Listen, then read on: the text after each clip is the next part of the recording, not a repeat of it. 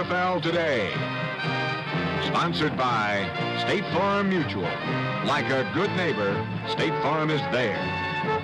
And by Ford and your Ford dealer. The closer you look, the better we look.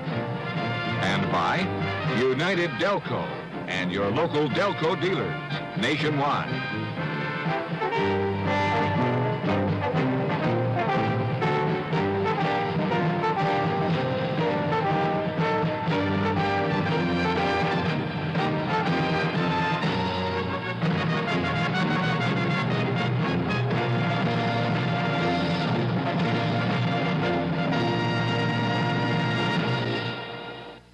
Hi, I'm Pat Summerall. And on the NFL Today, we've got two things that are rather special. We've got a film about the old leather, men in the National Football League and even in the upcoming divisional playoff between Los Angeles and Dallas, who for one reason or another have long outlasted their fellow athletes. They'll be presented by our guest host, John Brody. Our other special feature is an animated film starring a likable little guy called Freddie the Football.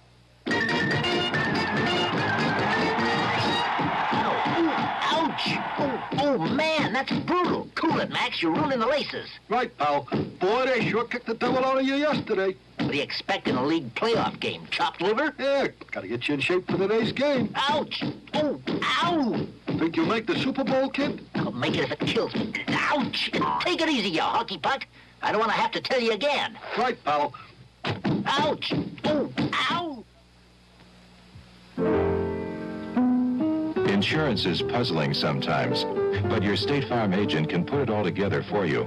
An outstanding value in car insurance, low-cost coverage for your home, life insurance, coverage for your health. Everything fits together when all your family insurance needs are served by one man, your State Farm agent. Just like a good neighbor, State Farm is there. I'm George Blanda, and when I'm not with the Raiders, I deliver for REA Air Express.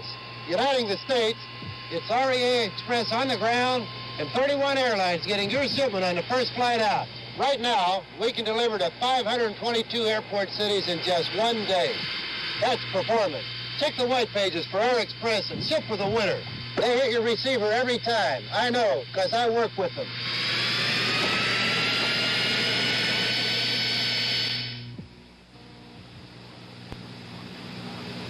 I'm Jimmy the Greek. Every morning, some guys make a lousy bet. They bet on a close shave with plain foam. Watch. The first swipe takes most of your foam with it. On the second pass, your blade is almost on its own. Some comfort. But Edge is gel that turns to foam. Your eye can't see it, but Edge lays down a carpet of lubrication that glides your blade, stroke after stroke, closer with comfort. That's why I make the odds 5-2. You shave closer with Edge.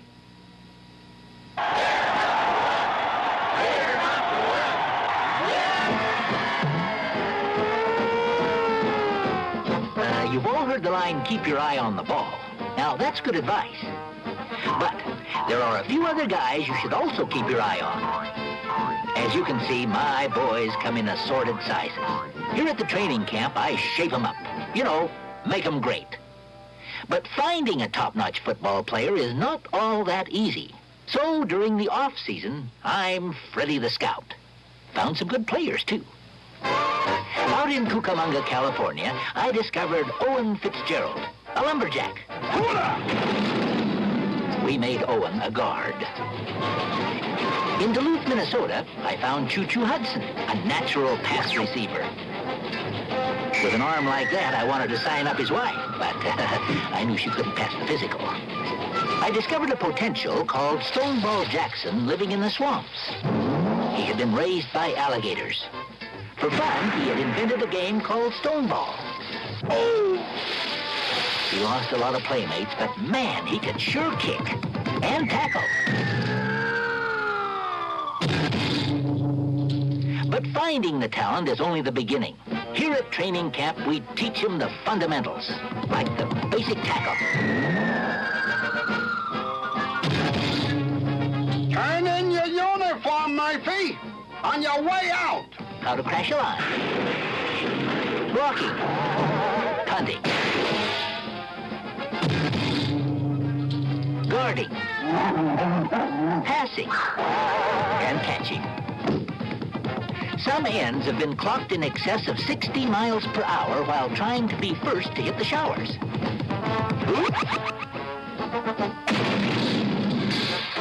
Rub-a-dee. And of course, we teach them how to kick a 90-yard field goal. What about the center? Hut, hut, hut. Now, the big question is, if he kicked you once, will he kick you again? What are you doing after practice, cutie? Mother won't let me go out with the football. She's too straight-laced, and you make too many passes. I don't blame her. Nobody trusts a football. Training camp is also great for developing little sneaky tricks. For example, a punter learns to fake an injury.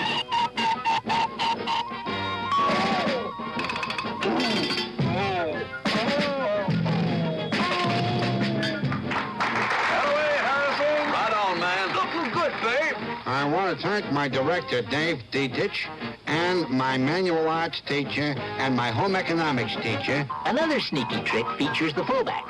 It's called the Grosskopf gamble. What about the center, man? Watch this. Hut, hut, hut.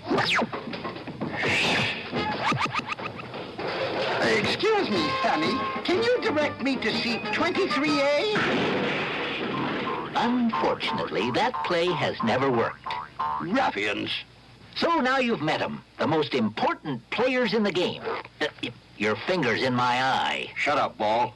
You're not running this outfit. Oh, yeah, Blockhead? How'd you like me to fumble your team right out of the playoffs? Yeah, but once in a while you might mention the center, you know. We play in this game, too. Oops. Hey, wait a minute, Bertie. I was saving the best for the last. Sure you was. Really? Listen. Meet my pal, my guide, my mentor. Little known to few, the guy of football is closer to the center. He's my buddy, my buddy. I'll never leave you high and dry, buddy. Ain't nobody ever gonna split us up. Because we're two against the world. Two against the world. Two against the world, my buddy and me. I'm only human, I forget people, forget places, but I'll never forget your fingers on my laces. Ain't nobody ever gonna split us up. Yes, sir, we're two against the world. Two against the world. Two against the world, my buddy and me. The football field of life may be sunny, Or snowy, or muddy. but no one can come between me and my buddy, 'cause we're two against the world. Thanks a lot, buddy. How about that? 316 pounds and all heart. But that's football.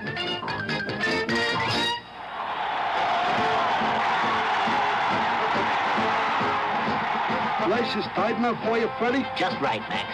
See you later. There goes a game ball. And here he is, folks. How about a big hand for Freddie the football? And in just a moment, today's game between the Los Angeles Rams and the Dallas Cowboys. See who will play in the conference championship game on December 30th.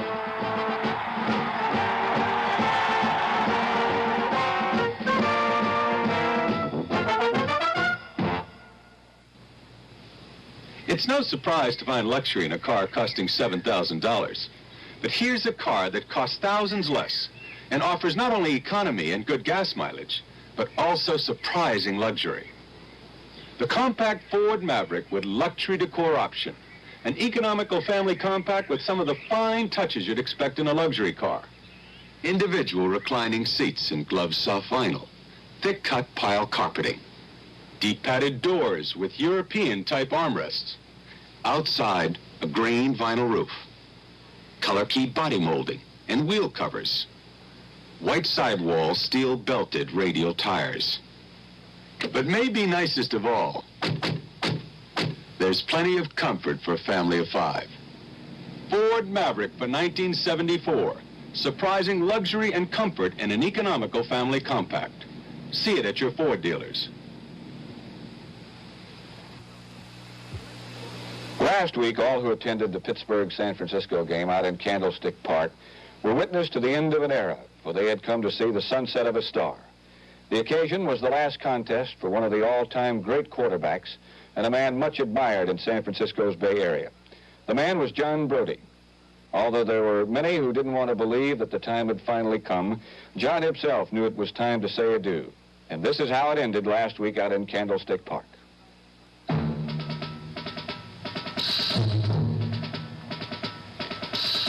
The number 12 was everywhere as the 49er faithful came to say farewell to perhaps their greatest player ever. The San Francisco management, in a show of class that's typical of their organization, had elected to retire John Brody's jersey. So never again will the number 12 grace the playing field at Candlestick. It's just as well, though, because the feats of John Brody have made it too big to fit anyone else. In the game, John's appearance was brief and will be remembered only because it was his last one in a career that traversed many years, bringing thrilling moments to thousands of people who will remember John Brody as a credit to his team and to his sport.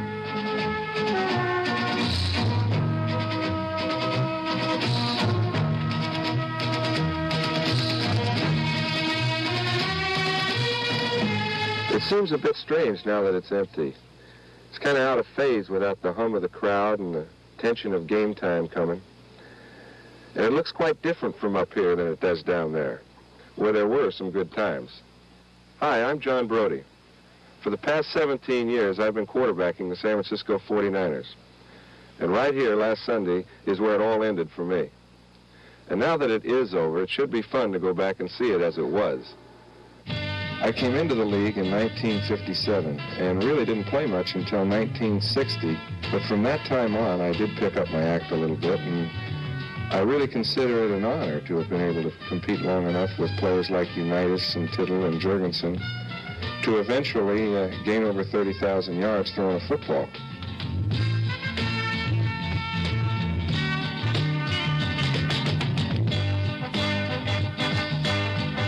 When I first came into the league, I was as big as most defensive linemen, and I could outrun all of them. But over the past 17 years, it's gotten to where not only are they all 6 inches taller, but I can't outrun any of them. 323! 323! What?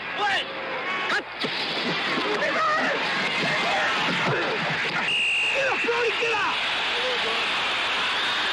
355!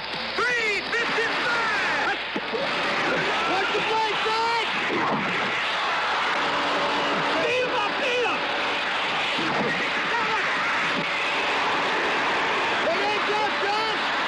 Here he comes. 253! 253!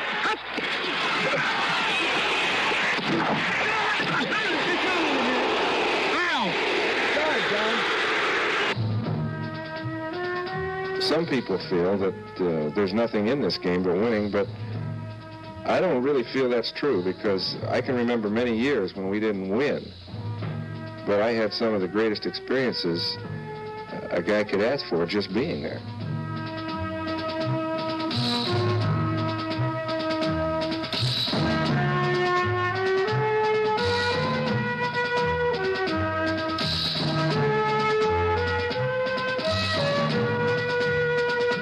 Obviously, we would have loved to have won a title any year, but for some reason, we just didn't get it. And as years went by, I guess many of us wondered if we ever would win one.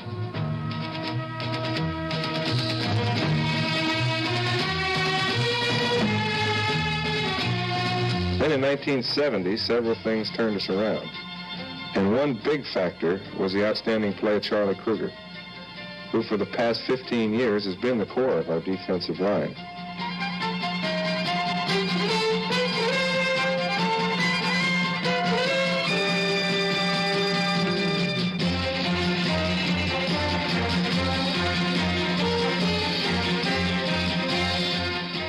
comes to lay in the wood to an offensive back, he definitely wrote the book. The exciting thing was it looked as though the rest of the group was reading it.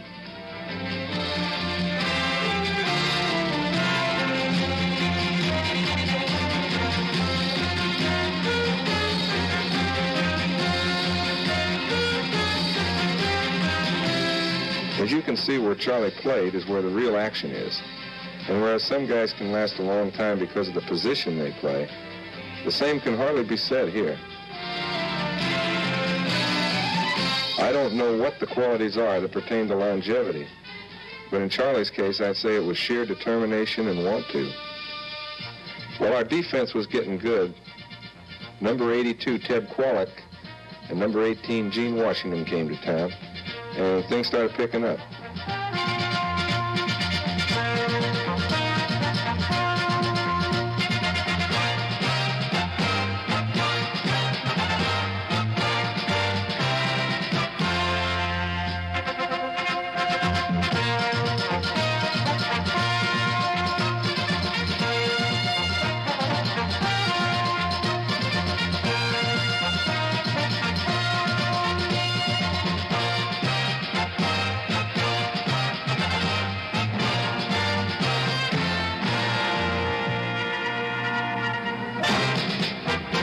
In 1970, we won our first division championship, and we had the dubious distinction of playing Minnesota in 0-degree weather. And we must have lulled them into a feeling of overconfidence when we showed up in short sleeves, which were the only jerseys we had in defense of our sanity, and somehow slipped by them 17-14. It made my whole involvement over the previous 14 years worthwhile. From there, we were able to win 2 more consecutive division titles, the last of which came in 1972.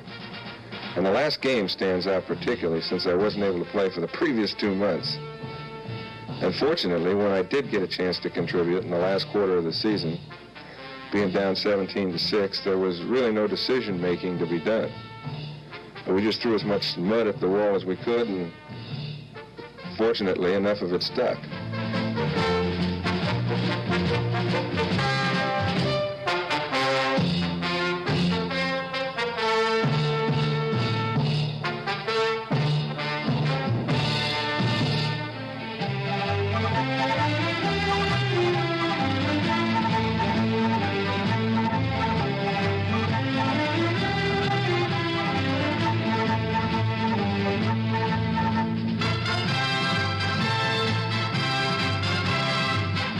If there were to be any regret over the whole 17 years, it's simply that we didn't win a Super Bowl. But when I started playing this game, there was no Super Bowl. And so I really don't have too many regrets. And the whole trip was great fun. Battery! After lots of time and lots of miles, you get to know your car. Want it to be trouble-free, no matter where you are. That's why you'll find a Delco sign everywhere you go.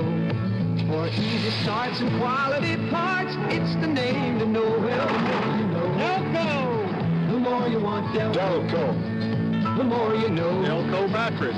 The more you want Delco.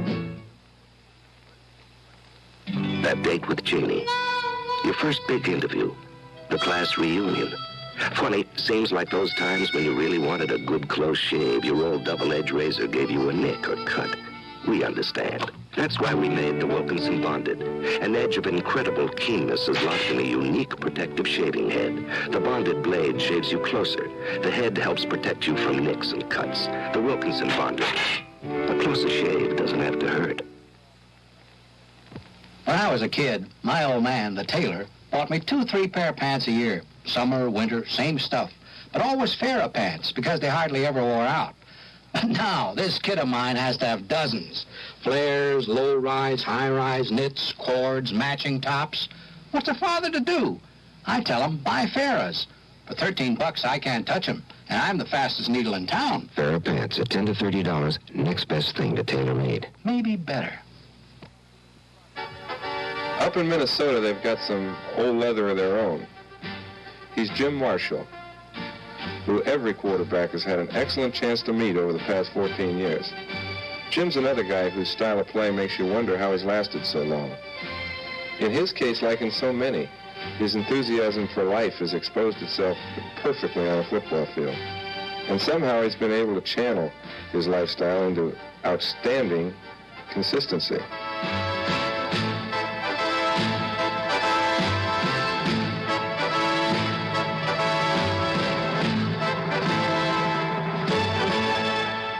Off the field, Jim seems to like anything with an element of danger in it, and maybe that's why he's picked skydiving as one of his hobbies.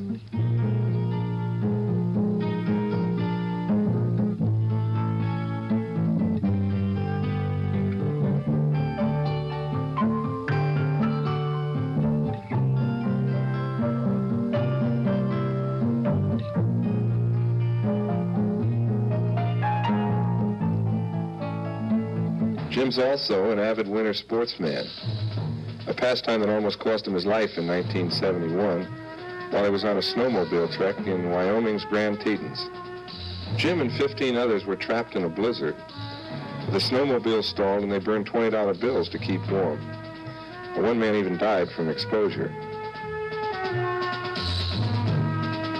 Finally, they were rescued, but that was one time Minnesota's old leather almost didn't get any older. Yet somehow I know if he had it to do over again, he'd do it the same way. And this just illustrates the kind of excitement the guys who play this game for as long and as well as he has enjoy.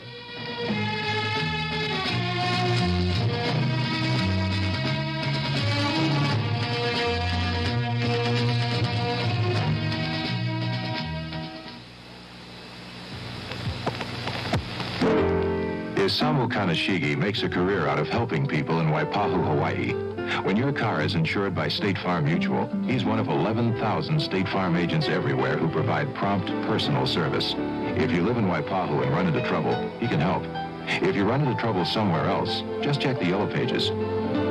Just like a good neighbor, State Farm is there.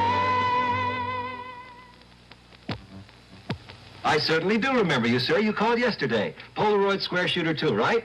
That is what I said, sir. $24.95. Yes, indeed. That's fully equipped, electric eye and electronic shutter for automatic exposures. Built-in flash, just like yesterday. 3-element focusing lens. Yes, strictly color Polaroid square film. That's our inexpensive film, 60 seconds. Lots of fun. Yes, sir, the square shooter 2 lamp camera is a fabulous gift. Great gift. You'll call again tomorrow.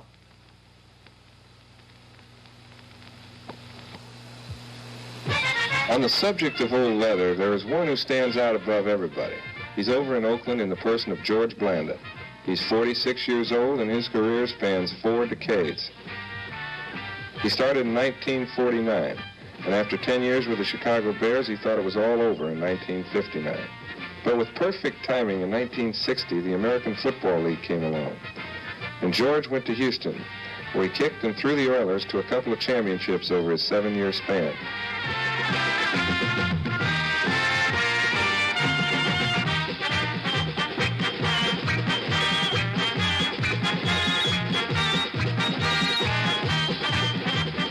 In 1967, he came to the California coast and joined the Oakland Raiders, supposedly as a kicking specialist. But 3 years later, he was known as the Miracle Man and voted the outstanding player in the American Football Conference.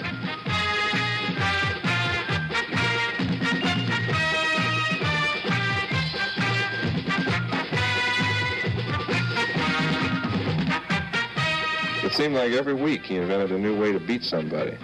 It was like they knew it was going to happen, but they weren't quite sure how. And since then, he's been the toast of the Bay Area. But let's let radio announcer Bill King tell you how it happened.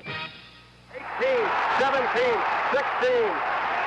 The clock still going at 13, at 12. Clock stops at 7 seconds. They set it where they wanted it, and they knew, everybody here knew exactly what they were waiting for. And here comes George Blanda onto the field. The 16-yard line, LaMonica will spot it. He waits. It's snapped. It's spotted. It's kicked. It is good.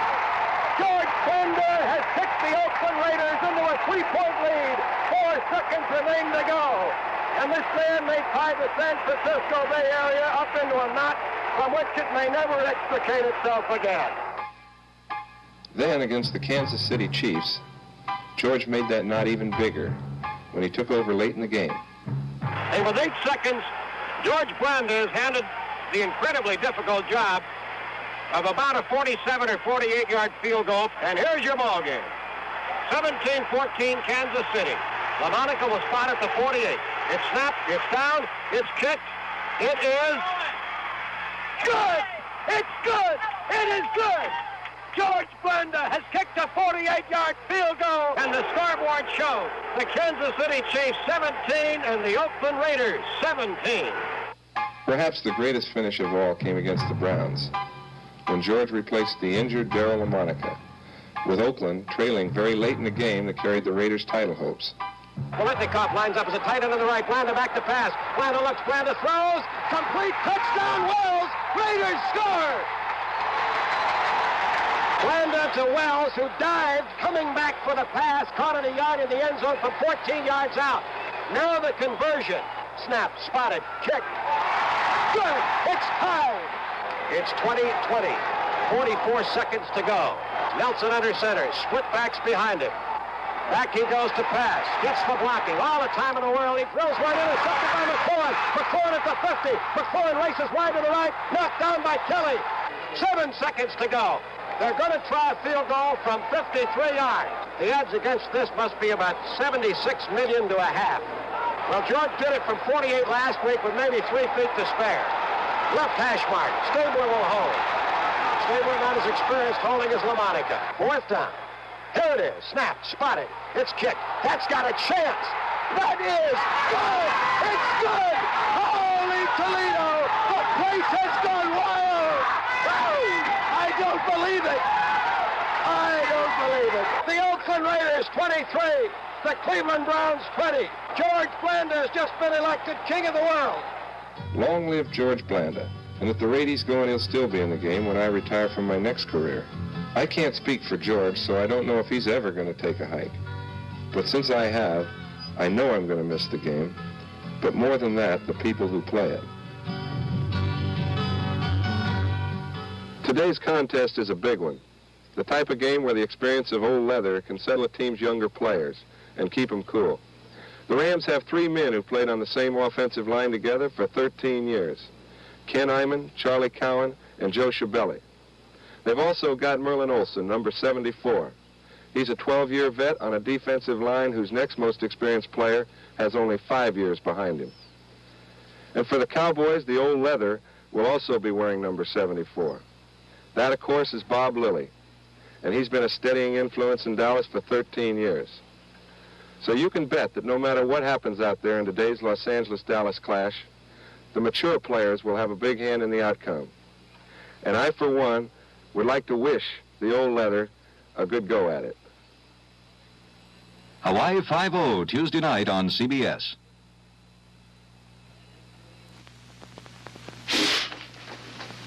Recognize him? He said, work hard to get ahead. Horatio Alger. Outdated as it sounds, City Investing Company still believes in what he stood for. Sure, we know our management techniques, like setting the right goals and motivating the right people.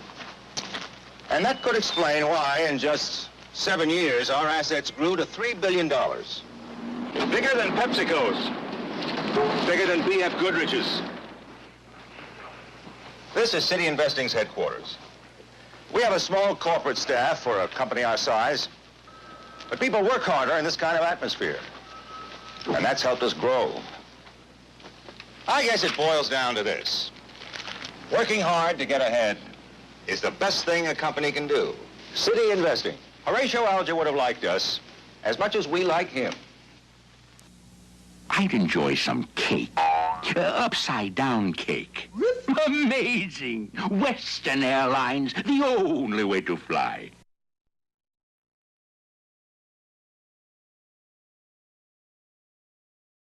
It takes all kinds at 5:30.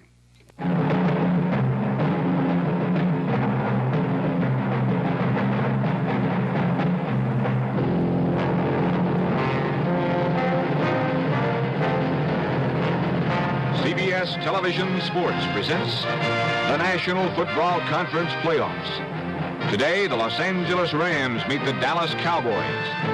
Sponsored by Ford and your Ford dealer. The closer you look, the better we look.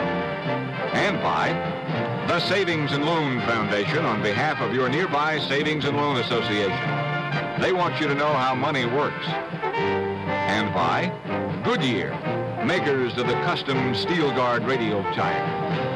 And by Wilkinson, maker of the Wilkinson bonded razor.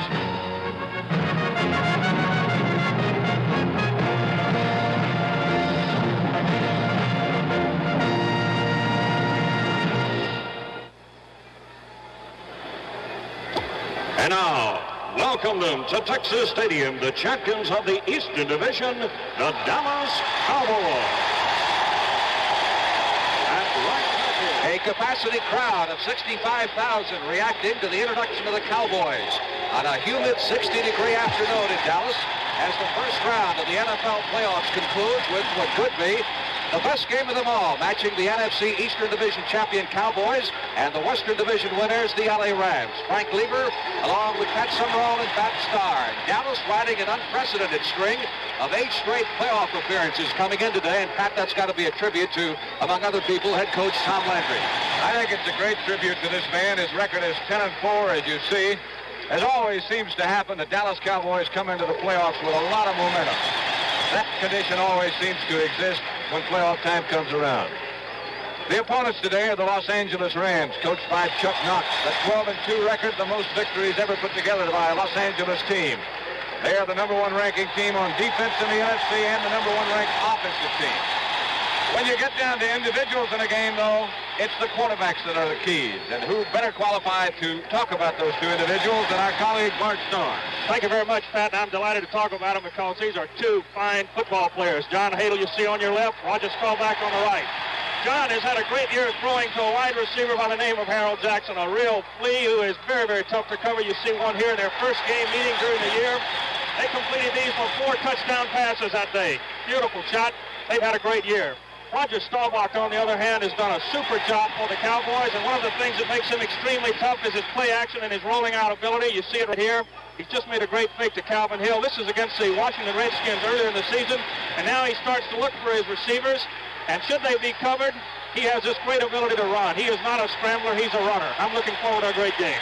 It's a classic matchup at Texas Stadium, and we'll be ready for the start of today's game in just a moment. 65,000 American flags, miniature flags being waved. They were distributed prior to the game by the Honor America National Flag Committee, headed by Pollard Simons of Dallas. The Honor America Committee, a private national group which is promoting widespread participation in the celebration of the American Bicentennial in 1976. And we're ready to play football. Los Angeles has won the toss of the coin, elected to receive. We've mentioned before the Cowboys have been in the playoffs for 8 straight years. For the Rams, first time since 1969. And Bart Starr, you've been there. How much is that playoff experience worth? Well, it's worth a great deal, but I can tell you one thing. I've been impressed all year with the poise and the confidence as displayed by this Ram team, and I think they're ready to play a great game. Al Clark on the left of your screen, Scribner on the right, as Tony Fritsch prepares to kick off for the Dallas Cowboys, and the sun breaks through the overcast here at Texas Stadium for the first time. We had several heavy showers this morning, but the field was covered. NFC playoff time from Texas Stadium. Clark at the goal line. 10, 20, and he is racked by number 84, Gene Fugit, along with Rodrigo Barnes, number 56. And the Rams will put it in play at the 20-yard line. You know, Frank, Tom Landry has made the statement that one of the reasons for the improvement of the Cowboys in the last few weeks has been the improved play of their special teams. The Rams have excelled in their special teams all year long, so that'll be an aspect of this game that'll be interesting to watch. John Hadle, Rams quarterback. Jim Ferguson and McCutcheon the setbacks. McCutcheon on the wing off to the right side as the Rams go from the double wing on the first play from scrimmage. Intercepted by Leroy Jordan. And the Cowboys trip over at the 26.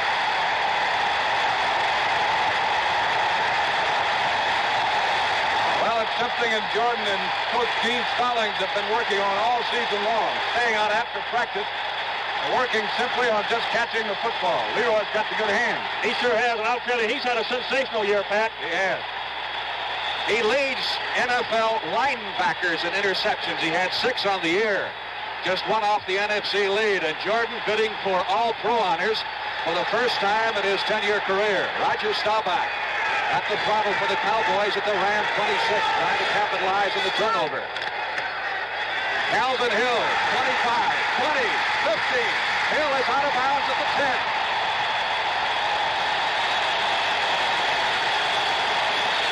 Some kind of hole on the left side, opened by the Cowboy line for Calvin Hill, the NFC's number 2 rusher.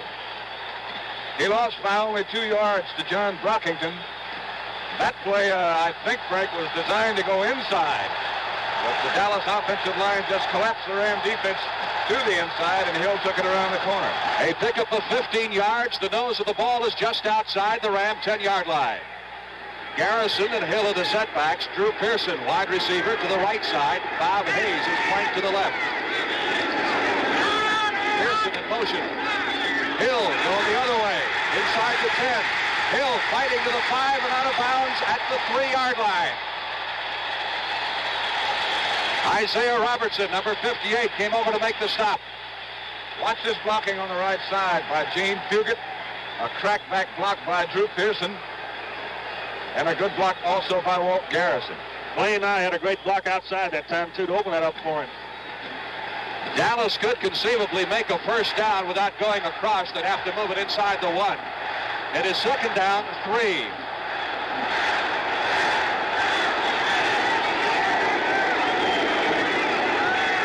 Cowboys with 2 tight ends in there.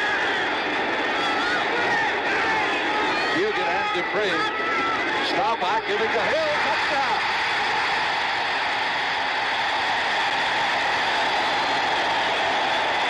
Three straight carries by Calvin Hill. John Nyland is number 76. The trap block was supposed to be on Merlin Olsen, but he slipped down. Here it is again. Boy, you talk about a strong start. Oh, I'll say.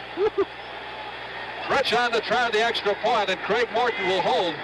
This game, by the way, is only 30 seconds old. And the Cowboys lead it by a score of 7-0. The touchdown set up on the turnover, the pass interception by Jordan, and it took Dallas 3 plays to get in. Knocked out of bounds by Fugit at the 36-yard line. Another excellent hit by Gene Fugit. This telecast is presented by authority of the National Football League. It's intended for the private use of our audience.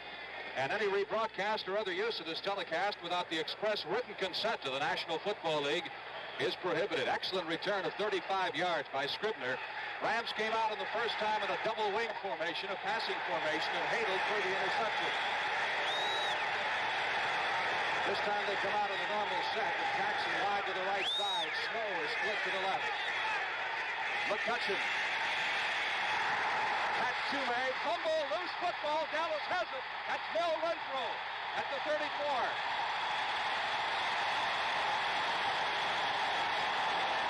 How about that? The Rams have run 2 plays from scrimmage and coughed up the ball twice. I don't know. You want to call it playoff jitters, Bart? Well, I suppose you would almost have to, but that's the one thing, obviously, they can't afford to do. You see it right here. Mel Renfro coming up with it. The Rams have fought back all year, though, and I'm sure they're going to stay right in there, obviously, but you can't afford to do that against a team like the Cowboys at this stage. Well, if we ever get a chance, we'll try to set these lineups for you. Maybe the second period before we get around to it. Dallas, 1st and 10 at the Ram 35. Drew Pearson in motion. Staubach handing to Hill. This time, the Rams fill the hole nicely. Collapse on Hill after a gain of 2 to the 33-yard line.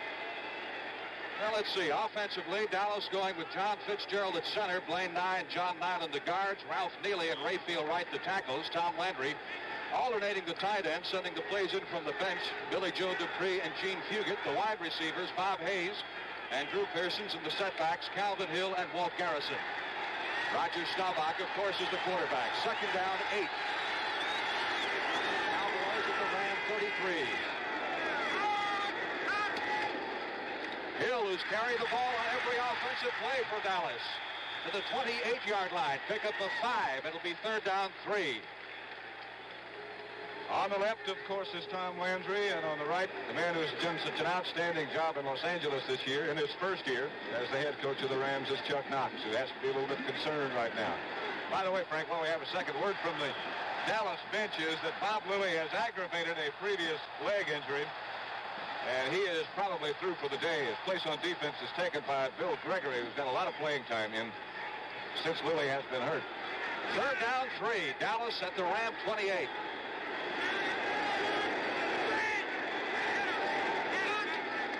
Staubach, first pass. Gonna run it. Has the first down at the 24-yard line. That's exactly what the Rams have been worried about all week. They've had trouble with scramblers this year. Here's Roger as he gets back behind good protection. It was not a breakdown by the Dallas blocking line. Jack Reynolds, the middle linebacker, got back in time to stop him, but not before he got first down yardage. That was so fast, you'd almost think that was by design. Almost looked like a quarterback draw. Yep. Dallas 1st and 10 at the Ram 23-yard line. Cowboys 7, Rams nothing. 12 minutes, 10 seconds left to play in the first period at Texas Stadium. Dallas going with the full house backfield. Now they send Pearson in motion. Garrison hit by Isaiah Robertson as he crossed the line of scrimmage. Got a yard to the 22-yard line. Excellent hit by the Ram right side linebacker. I guess Chuck Knox has to be, well, maybe not odds on, but certainly a strong favorite for Coach of the Year, doesn't he? Oh, I'd say so, too. That's Ray Prohaska with him. He's not line coach in communication with the other Ram assistants up in the press box. 2nd down 9. Dallas at the Ram 22. Pearson wide right. Hayes split to the left side.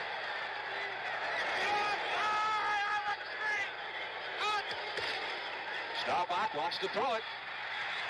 Dupree caught at the 20-yard line by Steve Priest, number 20. A gain of just 2 yards of the play. It'll be 3rd down and 6.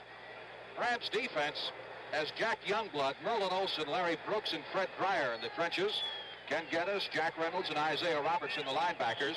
And Charlie Stukes, Eddie McMillan, Dave Elmendorf, and Steve Priest in the secondary.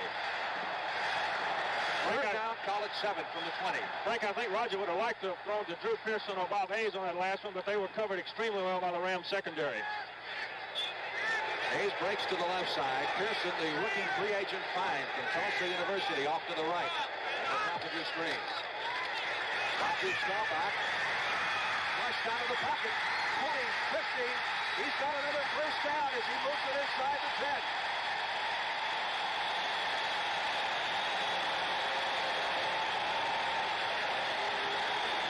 Back again. And again, the protection is not that bad. He's pressured a little bit, but it's late. Remember now, he's playing with very, very sore ribs, and it looked like he might have gotten them jarred just a little bit right there. Officials mark it at the 8-yard line as Staubach comes over to the bench. He may have been shaken up, and Dallas is calling time. Craig Morton strapping on his helmet there. Roger may have gotten a shot in the ribs. You can see him over there. And he looks like he may be hurting.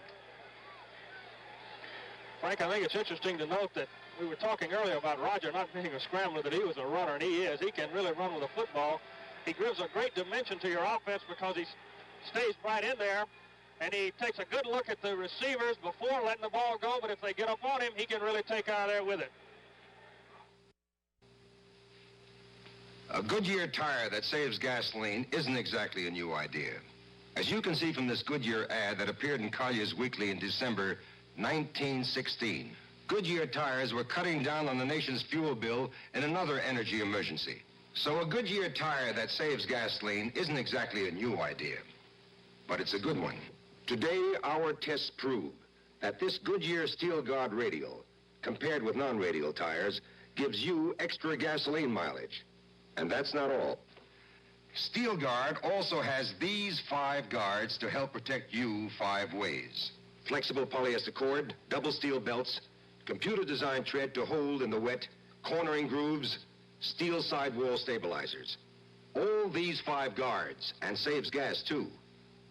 Don't settle for less. Get the custom Steel Guard radial. Only from Goodyear.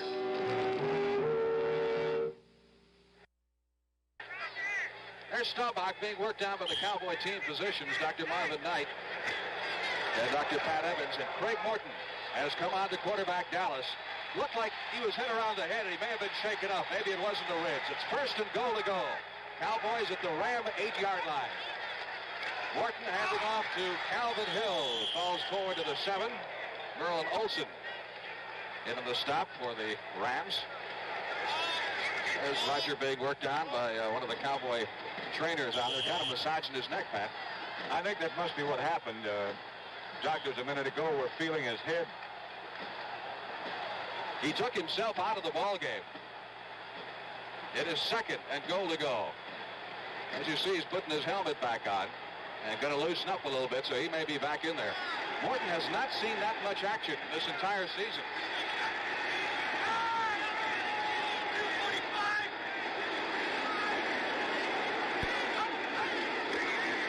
Hill lunging forward to the 4-yard line. It'll be third and goal from that point.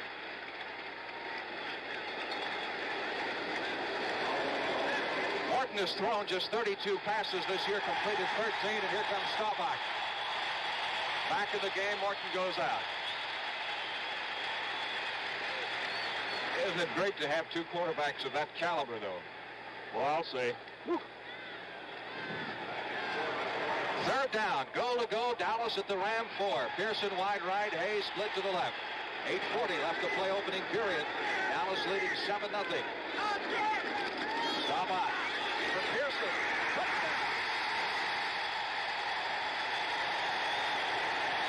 Drew Pearson, who 5 weeks ago was a third-string wide receiver behind Otto Snow and Mike Montgomery, and he has been nothing but sensational. What a great pair of hands he's got. What a throw this is. Staubach gets it just over Stoops' head. It's a gorgeous throw. Oh, my. Can't defend against that, Pat. Pearson, a rookie, is from South River, New Jersey. Went to the same high school as Joe Theismann. Rich on to try the extra point. And Dallas, with 8 minutes and 32 seconds left to play in the opening period, has capitalized on 2 Los Angeles Rams turnovers. An interception by Jordan, a fumble recovery by Mel Renfro to jump out in front, 14-0. And this is a great New York Life team. We play to win for our policy owners. Today we've got another opportunity. George here's got a wife, 2 kids, and a mother. He needs life insurance protection badly, and we've got to get it for him. We're going to block out money problems, protect him against financial disaster. Okay, let's go! Take the worry off his shoulders. Protect his family. You've made it, George. Financial security. Where the name of the game is life, there's New York Life. Injector shavers, now your Injector razor can give you a twin blade shave. Because now there's a Track 2 blade that fits Injector razors. Track 2 twin Injector blades. As the first edge shaves, it lifts the whisker so the second edge can shave it again. With closeness and safety never possible from Injector shaving until Track 2 twin Injector blades. New from Gillette. For the best Injector shave of your life. There's Drew Pearson accepting congratulations on the bench. Tony French will be kicking off for the 3rd time in this game. And it's not yet 7 minutes old. Low spinning kick. Clark at the 2-yard line. Out to the 15. 20. Ben Barnes nailing him from behind at the 30-yard line. CBS's 2 college bowl games coming up very quickly. Next Saturday at 1 p.m. Eastern Time.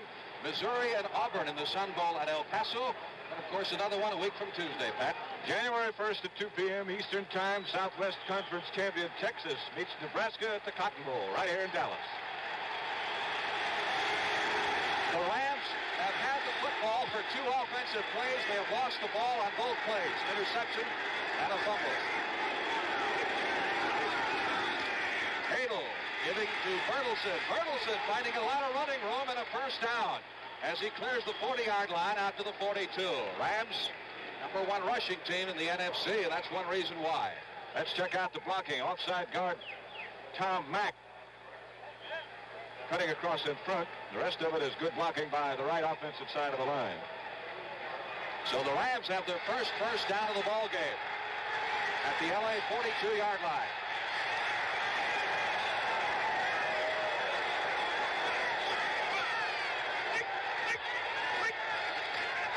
McCutcheon fires through that hole and is stopped at the 50-yard line, but not before he picked up 6 yards. Cliff Harris moving up from the secondary to make the stop. Ram offense is Kenny Iman at center, Joe Chiavelli and Tom Mack the guards, Charlie Cowan and John Williams the tackles. The wide receivers are Harold Jackson and Jack Snow. The tight end is Bob Klein, the running backs Bertelson and McCutcheon. Second down, call it 3. Those are the football just in Los Angeles, end of the field. McCutcheon has the first down and 5 to spare as he moves it to the Cowboy 43-yard line. McCutcheon on the year had over 1,000 yards, as did the Cowboys' Calvin Hill. That was a club rushing record, 1,097. He broke the record set by Dick Bass. And he gets into the line about as quick as any back can throw football. Second first down for the Rams in this drive. They're at the Dallas 43. Jackson to the right side, Snow to the left. Movement by Bill Gregory, number 77, the defensive right tackle of the Cowboys. Bill Gregory lined up across from Tom Mack, and he just misread the count, trying to beat Mack to the punch. That's a 5-yard penalty. The Rams have not lost their poise by any means. I imagine a lot of talk on the bench, Bart, by Chuck Knox was, let's keep our cool, let's not panic right now, huh? That's exactly right. And as I mentioned earlier, this is one of the things that has impressed me about the Rams this year. They've been played even up for a while, but they've always stayed right with their opponents. 5 yards for offside sets up 1st and 5 at the Dallas 38. McCutcheon trying to get outside. That's Leroy Jordan. Probably just won himself a couple of more all-pro votes, making that stop at the 41-yard line for a loss of 3. Leroy, of course, has performed in the shadow of the Dick Butkuses and the Tommy Novices in the past, but this has been his year. He's been a great inspirational leader to this Dallas team as well. Has played an outstanding brand of middle linebacker, and his interception total has been fantastic. Second down, officials mark it at the 40-yard line. Rams need 7.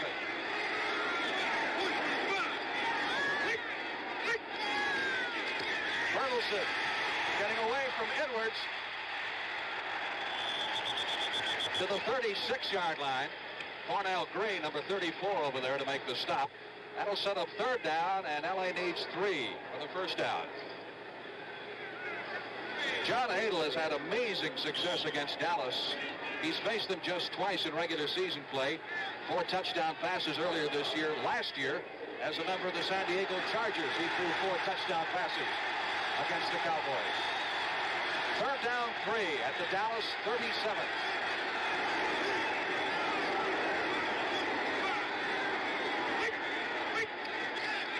Hadel to McCutcheon. He'll be short of the first down by about a yard, I believe. Leroy Jordan coming up to make the stop. Alongside our broadcast booth, the light-headed man is Harold Rosenblum, who, of course, owns the Los Angeles Rams. That's his son, Steve, next to him, and behind Mark Duncan and Jack Teal of the Ram organization. Not too happy at the moment, as you can certainly see. There's their head coach, the man who's done such an outstanding job. That's Chuck Knox. David Ray, premier field goal kicker of the NFL this year with a 41-yard attempt. Brace to hold. Ray's 130 points, tops in the NFL this year. That's a club record. 20 long, and it is no good. He missed it off to the left. So Dallas will take over at the 20-yard line following the abortive 41-yard field goal attempt by David Ray. There's 4:19 left to play in the opening period.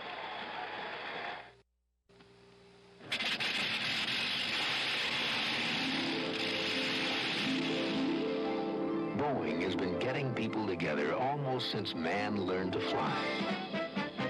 Man left the ground with a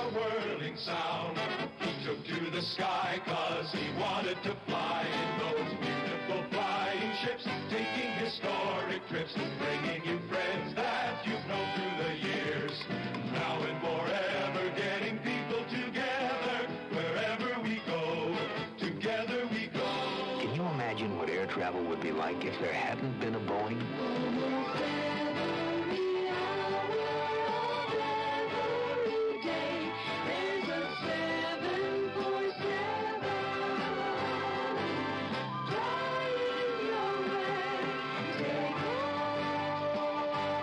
Boeing.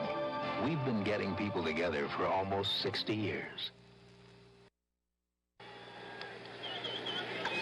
4 minutes, 19 seconds left to play in the opening period. Dallas 1st and 10 from the Cowboy 20-yard line.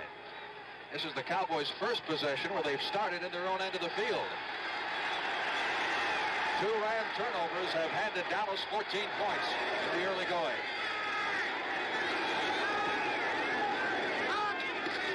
Staubach giving to Hill.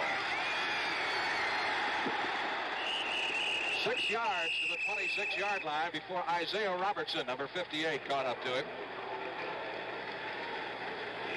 You talk about your good years. Isaiah Robertson had just about as good a year as a linebacker can have. In fact, that's really been one of the great keys to Los Angeles' success. The play of their 3 linebackers, whom you don't hear too much about.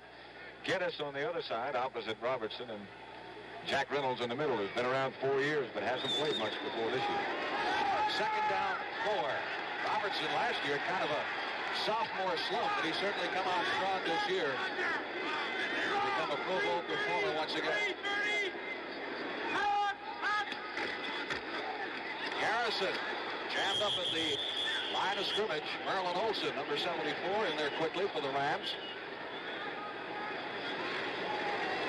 Along with Jack Youngblood, Larry Brooks. Loss of the play of a yard. It'll be 3rd down, 5. Garrison, in playing with a cracked collarbone, has got special padding underneath his normal shoulder pads. But I can remember him playing a whole game against San Francisco, I think a couple of years ago, Frank, with a broken ankle. He's an amazing human being, an amazing athlete. 3rd down, 5. Cowboys at their 25. They have not had a punt in this ball game yet. Staubach, he's 2 out of 2. Trying to reach Calvin Hill, and Robertson out there with him, covering him very closely. And Dallas will be forced to give up the football for the first time this afternoon.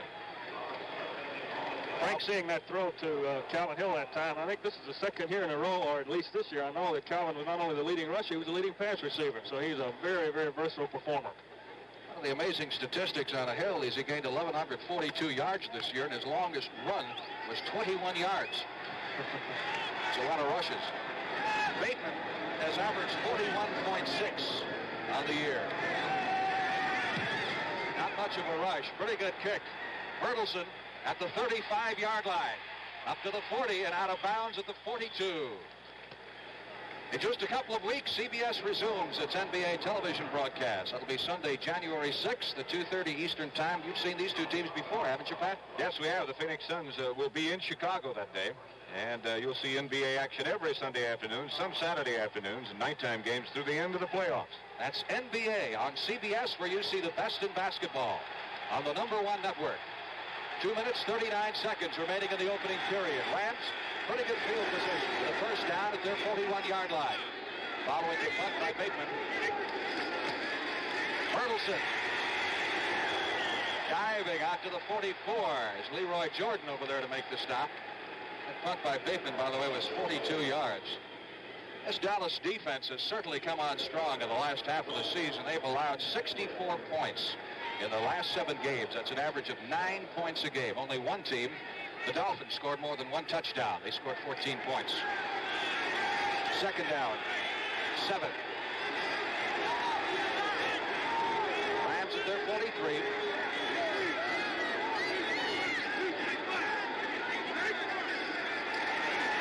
Straight back into the pocket. Intended for Bertelsen. D.D. Lewis, number 50, in the area, along with Leroy Jordan. Bertelsen received a great accolade this week, I thought, from head coach Tom Landry. He described him as the best blocking back in professional football. Well, this is sort of a homecoming for him, too. As you know, he played collegiately, although he's from Wisconsin. He played collegiately for Darrell Royal at Texas, so I'm sure this game means a little extra to him. When you have a guy who rushes for over 1,000 yards in your backfield, you can bet your life that other back there is doing some great blocking for him, too, as well as that offensive line. He sure can. 3rd down, 7. Rams at their 43. Hadel is 1 out of 3 for 3 yards.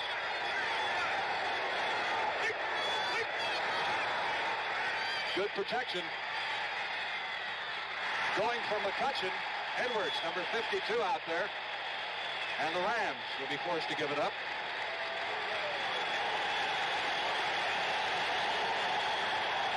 Standing ovation for the Cowboy defense as they leave the field. You know, I got the impression, Bart, early in the year that John Hadle was throwing the ball about as well as any quarterback I'd ever seen, including you. But for the last 4 or 5 weeks, it seems to me that he has not been as effective as he was early. No, it's given us that impression, Pat, and I don't know what it is, but he has not been as hot in recent weeks as he was at that stretch. That's right. Dave Chappell has averaged 40.8 on 51 kicks during the regular season. Golden Richards, short kick. This will be run back. Not far. It would have been run back a lot further were it not for Larry Smith, who made that ankle-high tackle, number 38. Kind of a line drive kick that strikes fear into the hearts of coaches. 1:45 left to play. You know, Hadle in the last 6 weeks, talking about his statistics, has not been over 50% passing in a single game. During that time, he's averaged 45% of his throws. And for most of the first half of the season, he was light years ahead of the other passers. He wound up third in the league. Here's the man who wound up number 1 in the league, Roger Staubach of the Cowboys. Dallas moving from its 27-yard line, and Hill picks up the middle across the 30, out to the 37, and the Rams, let's see, the Rams recover the fumble. Hill broke through for almost 20 yards, and Isaiah Robertson alertly recovering the fumble, and the Rams pick up their first turnover of the day.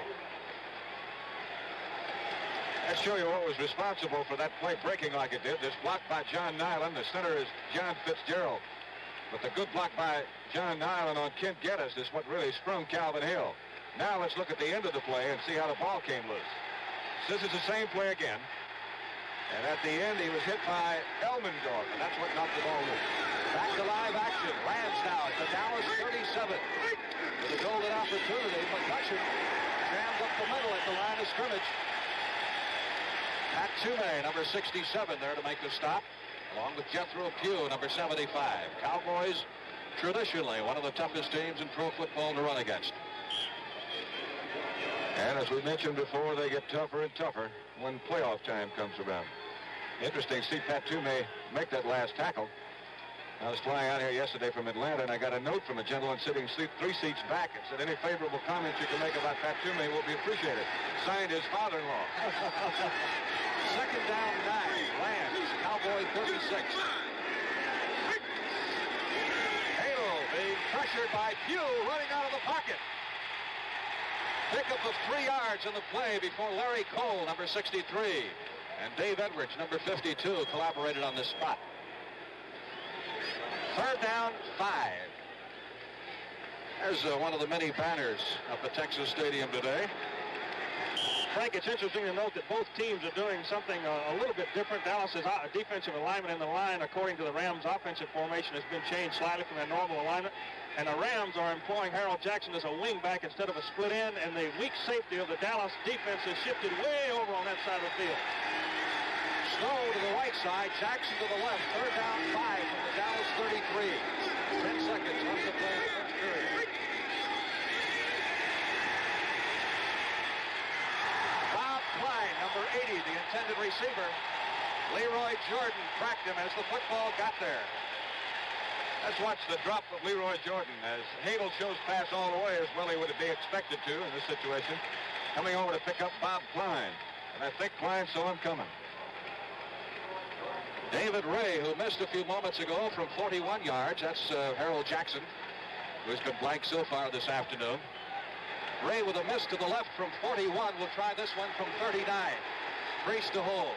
Cowboys leading 14-0. 4 seconds left to play in the first period. It is no good. Missed it again to the left.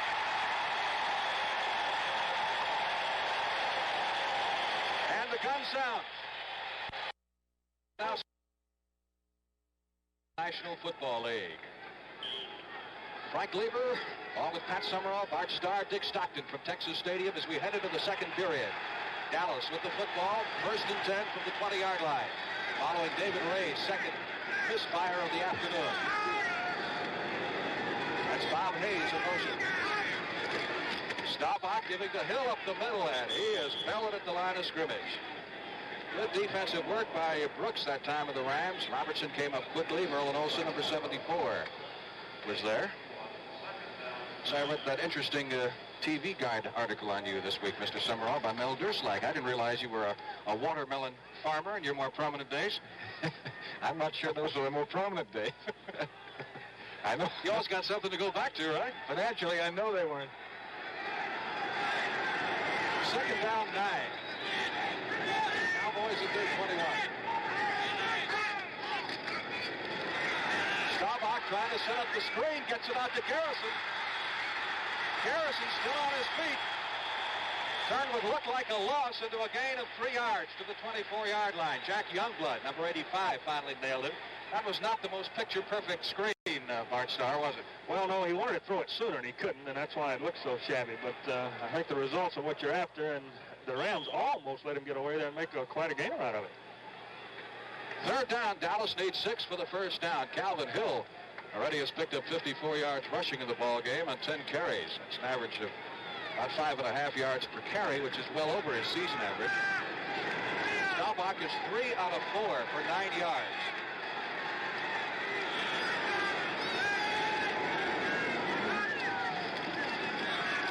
A lot of pressure by the Rams. 25, 30, first down. And one of the Rams was shaken up on that play. Robertson getting up a little slowly. Roger the Dodger doing his number. He looked more like Roger the Darter then. He can really move. Take a look at the rush of Merlin Olsen being blocked here by Blaine Nye. Merlin's had a great year, too. Jack Youngblood putting the pressure. But Olsen made him step up, and he just decided to take off. And I mean he took off. First and 10. Dallas at its 33-yard line. The Cowboys 14, the Rams nothing. Calvin Hill on a short plunge. Staubach to Pearson, touchdown pass. Set up by 2 turnovers. Hill behind Nyland to the 35-yard line for a pickup of 2. I tell you, the yards are coming a little bit tougher against Los Angeles now. Defense has really held together in spite of those 2 quick touchdowns. Let's watch Merlin Olsen again. He, of course, number 74. As Blaine Nye pulls, he follows him, and Rayfield Wright can't make the cutoff block. And he, along with Larry Brooks, involved in the tackle. He still moves pretty well for his age, yes, he does, and his size. Second down, 7. Dallas moving from its 35-yard line with 12 minutes left to play in the first half. Pearson to the left side, Hayes to the right. Staubach feeling pressure again, running out of the pocket, and this time picking up short yardage to the 39. Jack Youngblood, number 85, making the stop. Double team blocking this time by Dallas on Olsen. As the optional blocker, Fitzgerald, sees him sliding inside and getting away from Nye, but they did a good job containing him then. Rams have one of the fiercest pass rushers in the NFL. They've sacked the opposition 45 times coming into this game, and only the Redskins in regular season play had more sacks. I believe they wrapped it up with 50. Third down, 4. Cowboys at their 39.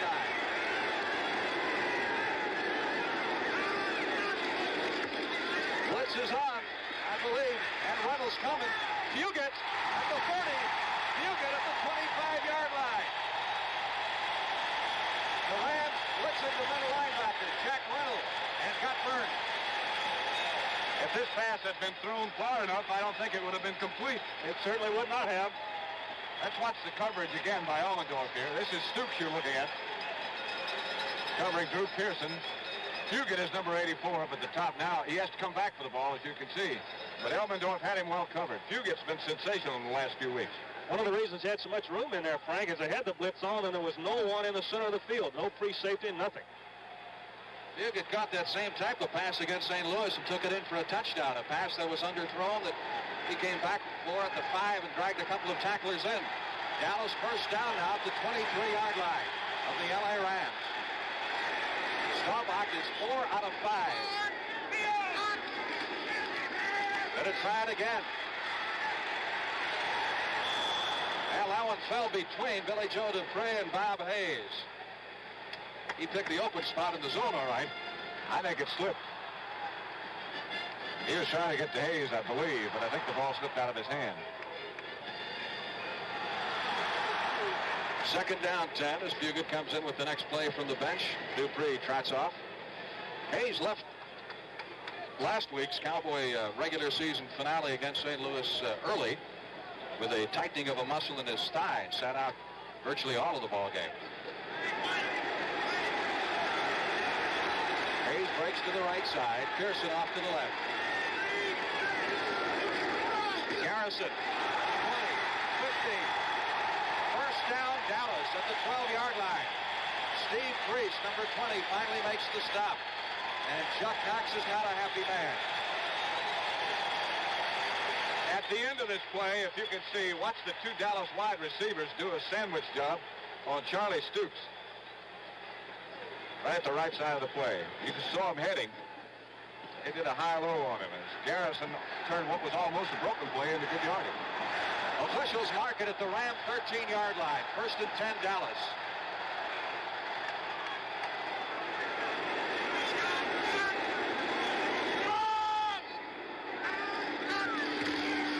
Staubach on the roll. Nothing this time as he stopped at the 18-yard line.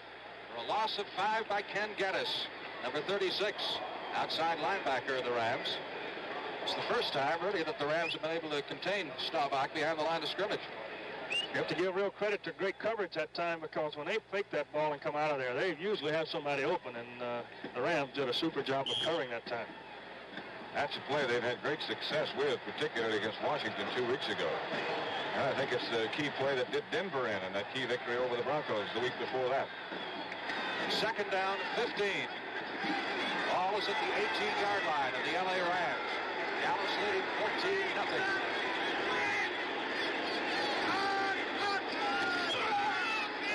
Staubach trying to set the screen up again, but he's got problems. And down he goes at the 33. Larry Brooks had completely infiltrated the screen area as he tried to get it out to Garrison to his left, but could find nothing, and a big loss of the play of 15 yards. He was trying to set up a screen pass, but there was good coverage downfield when I saw him stop and look downfield.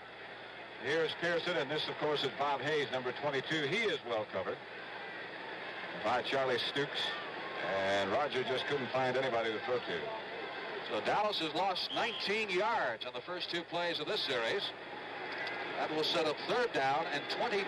Cowboys need to reach the 3-yard line to pick up a first down. Dallas at the Ram 32.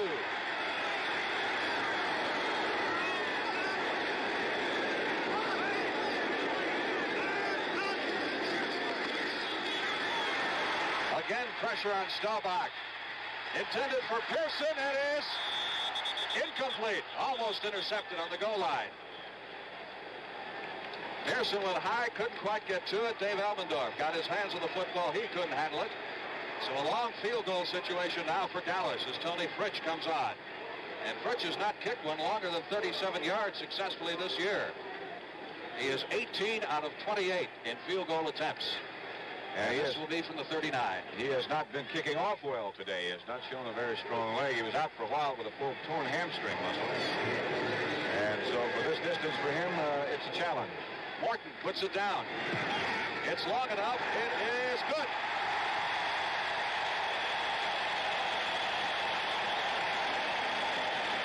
With 8 minutes and 24 seconds remaining in the second quarter, there's a timeout with the score. Dallas 17, Los Angeles nothing. Clark is deep, so is Scribner for the Rams. Got the whistle from the referee, Fred Silva.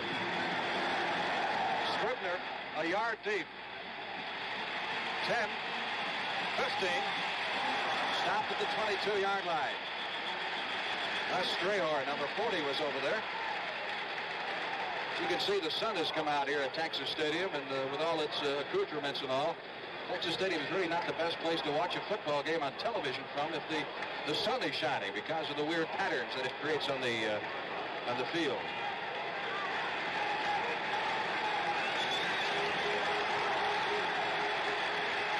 Rams have been close enough for 2 field goal attempts, but Ray has missed them both from 41 and 39 yards. They start this drive at the 22-yard line. Long count play as McCutcheon takes the handoff from Hadel. D.D. Lewis, number 50, tripping him up at the 25-yard line. Pick up of 3 on the play. It'll be 2nd down 7. You know, McCutcheon found out, about 4 weeks ago that he was a rookie. He thought he had been a second-year man all this time. And he's certainly got to get a lot of consideration for Rookie of the Year. He did play in, I believe, 3 games last year, but not at a running back position. He played just on special teams. You have to be active for at least 5 in order to become a veteran, so to speak. 2nd down 7.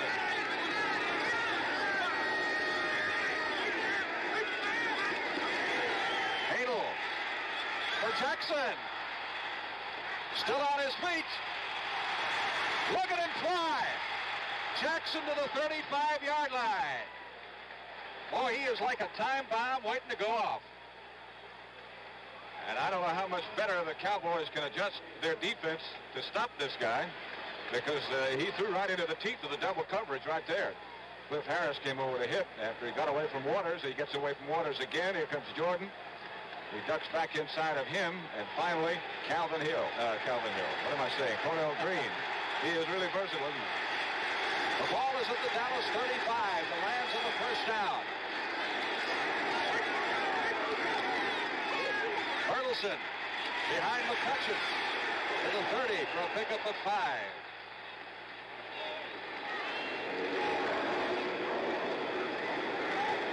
Yard pickup on that pass play a moment ago to Harold Jackson. That's Jackson's first catch of the day. 6 minutes, 25 seconds left to play in the first half. Dallas leading 17-0. Let's watch this pursuit again by Leroy Jordan as he gets through the line and gets away from the block of center Kenny Iman and comes over to make the tackle. 2nd down. Call it a long 5 for the Rams at the 30-yard line of Dallas.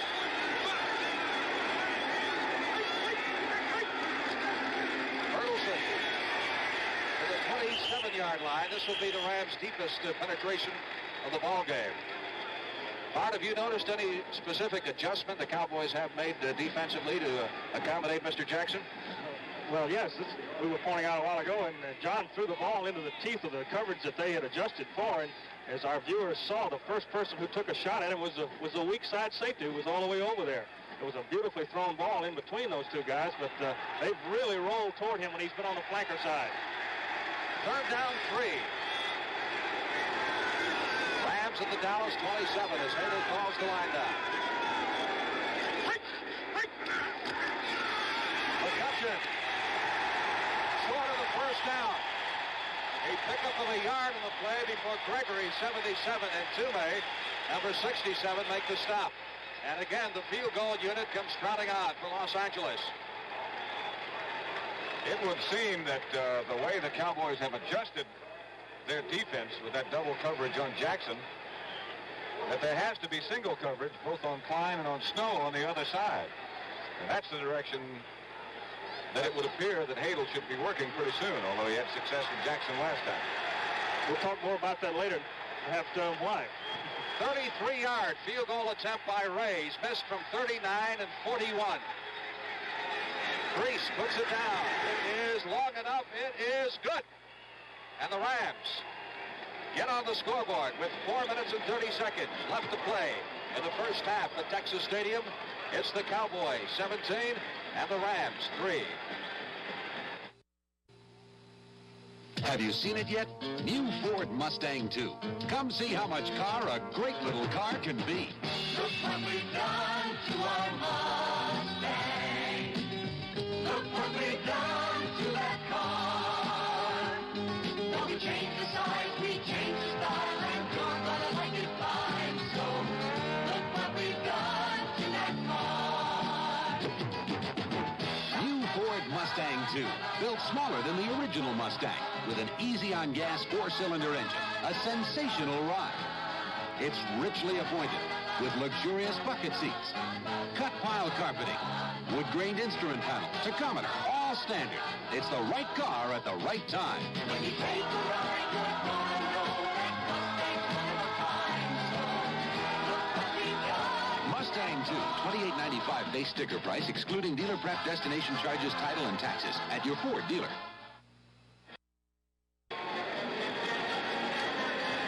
David Ray will be kicking off for the first time this afternoon.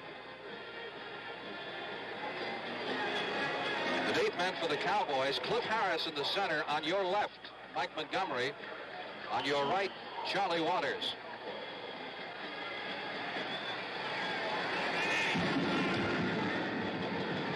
Harris hits the goalpost.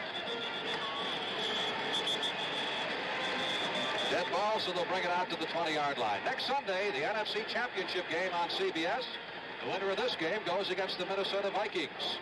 And, of course, the winner of the championship game moves on to the Super Bowl, which is also on CBS. That is Sunday, January the 13th at 3:30 p.m. Eastern Time from Rice Stadium in Houston.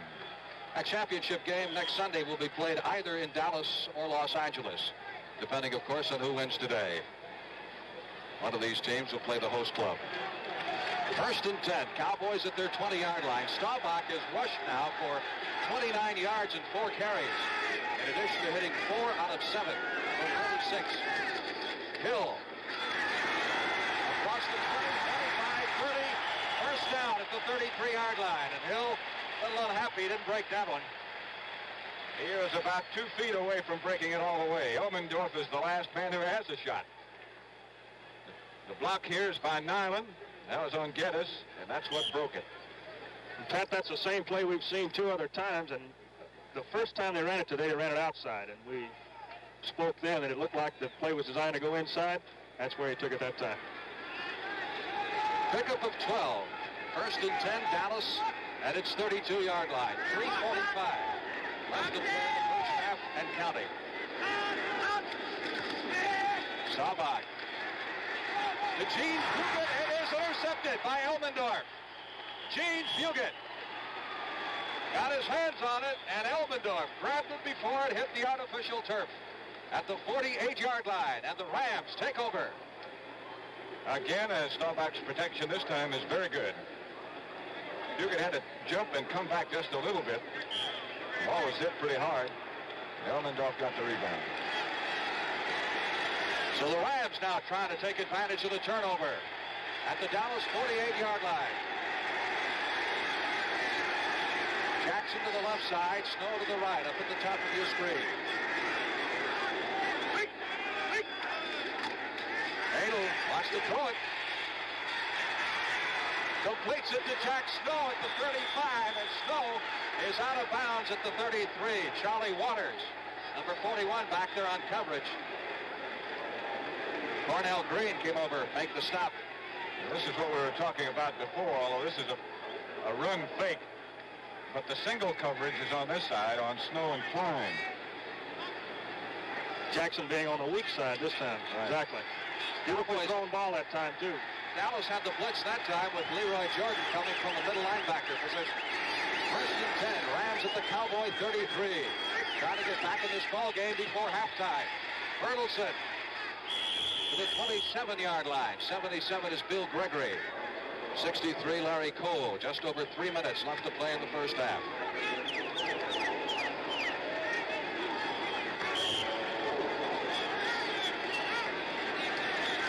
Rams' only 2 losses this year came on the road at Minnesota and at Atlanta. They opened with 6 wins and closed with 6 wins.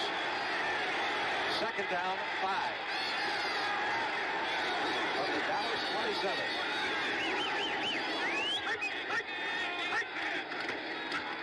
McCutcheon close for the first down at the 23-yard line. Some good blocking up front. Pugh, number 75, and on the stop, it is a first down for the Los Angeles Rams at the Dallas 23.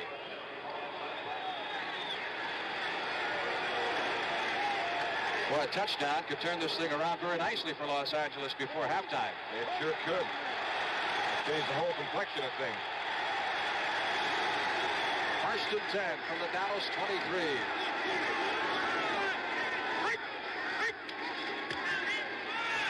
Bertelsen to the 15-yard line. A penalty marker is down, and I believe that's the first flag we've had in the ball game.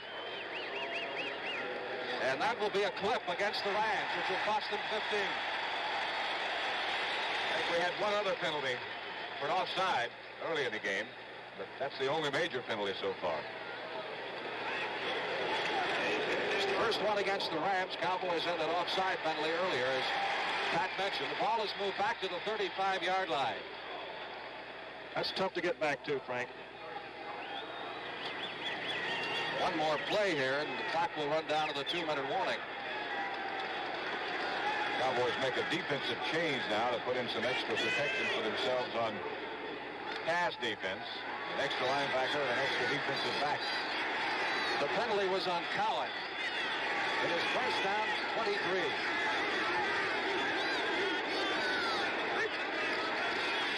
Bertelsen to the 31 for a pickup of 4. Gregory, number 77. Rodrigo Barnes, number 56 on the stop. And there's a whistle, and the 2-minute warning will go to Angeles. Cowboy 31-yard line. The Rams have all 3 of their timeouts left. The Cowboys have 2. Halo sending Snow wide to the right side. Jackson breaks off to the left. Mel Renfro covering him. Snow's on Charlie Waters.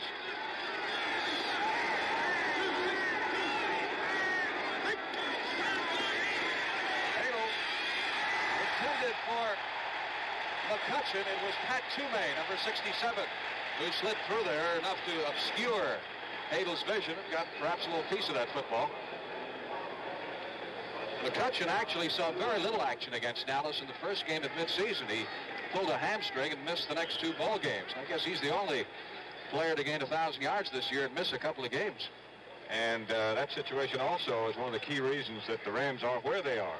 Very, very few injuries. The timeout situation, Dallas has 2 left. The Rams have all 3. Third down, 19. Rams at the Dallas 31. Bertelsen looking for some place to go, and he's got nothing. Rodrigo Barnes, number 56. Jordan, number 55. And D.D. Lewis, number 50. And again, David Ray. And the Rams special unit ahead on the field. Ray is now 1 out of 3, having missed from 39 and 41 and hit from 33 yards ago. This attempt will be from the 38. A minute 26 left in the first half. Make it the 37. That's where Priest will put it down.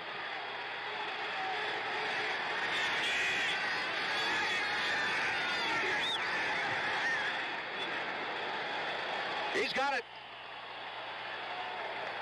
Ray drills it home from 37 yards out. And the Cowboys' lead has been cut to 17-6 with 1:07 left to play in the first half. Frank, numerically that helps a great deal, but I can tell you that psychologically it means even more.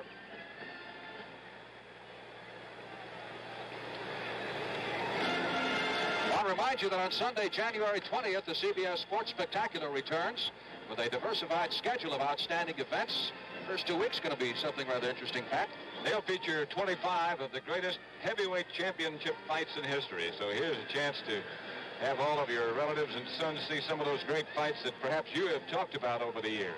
That's on CBS, where you see the best in sports on the #1 network. David Ray getting ready to crank it up for the Rams as John Hadel has a word with Chuck Knox. Hadel, by the way, is 3 out of 8 for 58 yards, including that 40-yarder to Jackson. Nice kick. Cliff Harris backing up into the end zone. Gonna down it.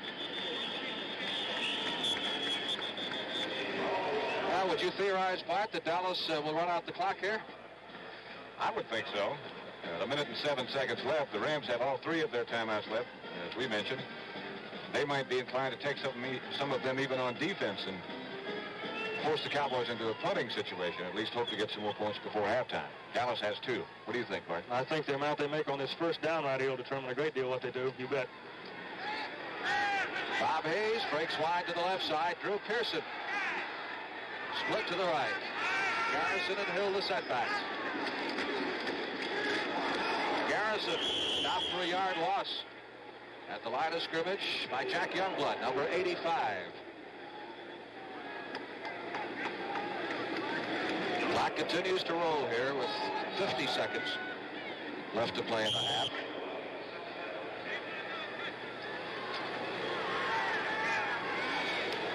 Ken Iman, you're going to be seeing more of him at halftime, Pat. It's going to explain the snap for punts and field goals, which is fast becoming, I think, a lost art. And it is a real, true art. It also explains and demonstrates the various blocks the center's got to make. It's an under-publicized position, very difficult to play. That's the NFL playbook feature at halftime as Calvin Hill is stopped with a yard pickup to the 20-yard line. He got the yard back that Garrison lost in the previous play. Iman, of course, is a 13-year veteran in the National Football League, one of the fine centers in pro football, one of 3 members of that interior offensive line of the Rams with 13 years experience. Frank, I had the pleasure of playing with Kenny for a few years before he was traded to the Rams, and he's one of the nicest guys in this league, too. Super young man. Rams call this timeout to stop the clock with 18 seconds left to play in the half. Possibly enough time for a punt return. LA has 2 timeouts left. The 21 is John Hadel, ready to go back in if necessary before the half. 3rd down 10. Cowboys at their 20-yard line. Hill to the 26-yard line, a pickup of 6. It'll be 4th and 4, and again the Rams call timeout. This time with 11 seconds to go, forcing the Cowboys to punt the football. You were mentioning a minute ago that on a halftime feature playbook, Kenny Iman's going to be talking about the problems that a center has, things he has to do. The Cowboys' number 51 is Dave Manders, and that's primarily the reason he was brought back off the retired list, was to snap the ball on kicks and on punts and field goals, because they had a great deal of difficulty. You might remember a game we had here on CBS against the Dolphins, where they just found themselves almost completely incapable of snapping the ball back to punter Marv Bateman, number 81, standing there. He had to put some springs in his shoes after that night. Bateman has punted just once this afternoon for 42 yards. Rams have 10 men up at the line of scrimmage, and they're coming. Rather poor low kick. Bounces at the 40 and out of bounds at the Ram 37, which rolls the clock down to 5 seconds left to play. Chances are we'll be looking at a prevent defense. Give you anything up to 50 yards here. What is that, a one-man rush? I don't know. Be interesting to see what Tom Landry has in mind. He's got a lot in mind. Jackson to the left side, Snow to the right. Cowboys have that 5th defensive back and extra linebacker in there. Bertelsen stacked up at the 35. That'll end the half. That's the end of the first half with the score, the Cowboys 17 and the Rams 6.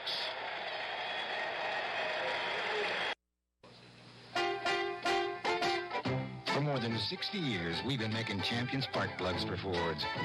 We even made the spark plugs for the original Lincoln Continental. Now we're the #1 selling spark plug all over the world. And we make champion spark plugs for every Ford ever made. From Model Ts and As to race cars, trucks, and the Mustang, too. If you've got a Ford, remember, for your next tune-up, we've got your plug.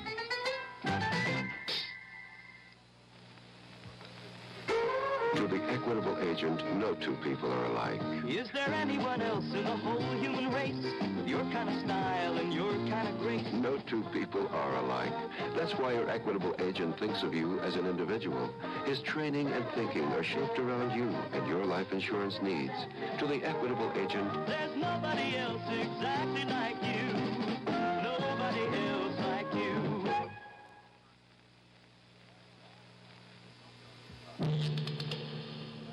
Okay, what do you got? A pair from Gillette Track 2. A pair from Chic Super 2.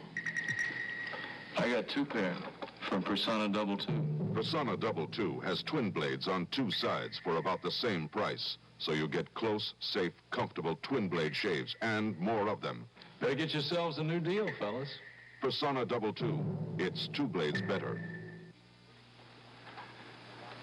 You want a tough, lightweight chainsaw, and you don't want to spend a bundle, right? This is the new Poland 20. It has a tough, all-magnesium housing, not plastic. And the cutting bar is 12 inches, not just 10. And automatic chain oiling is standard. All this for under $100. I mean, this little Poland's a winner. Look in the yellow pages for your nearest Poland dealer, or call this toll-free number. Stay tuned for NFL Playbook, sponsored by the American Express card, after this word from your local station. Treat your family to the... Along the Chevron way, we're also in the tire business in a big way. With an Atlas tire to fit every driving need and pocketbook. Our economy drive is built not just on price, but quality and service. Atlas dependability, tested for mileage and quality construction, plus budget terms. Discover Atlas tire quality now. The Chevron Way Economy Drive is on. Gail, how did you talk him into it? No, he's a pushover. Your husband, Lyle, is a pushover. Not Lyle, my Chevy salesman. He gave you this beautiful thing? No, but... Don't stare, Stephanie. But I did get such a good deal for my Southern California Chevrolet dealers, I can almost hide the payments in my grocery budget. Why don't you hide some in there for me, too? Push over your own Chevy salesman. It's easy. Hi. Oh, hi there. KNXT Channel 2, Los Angeles.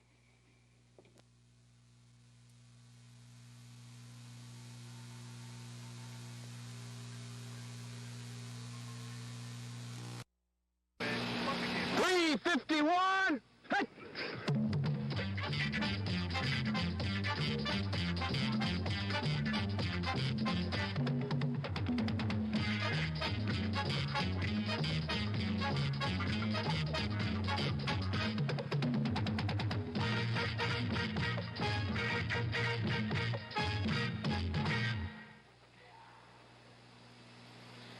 What's the one thing you shouldn't be without when you travel?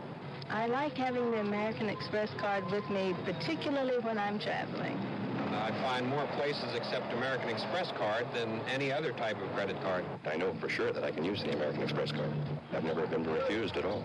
Next time I'm going to use my American Express card is in about 15 minutes right in that restaurant. Call 800-AE8-5000 to apply for an American Express card.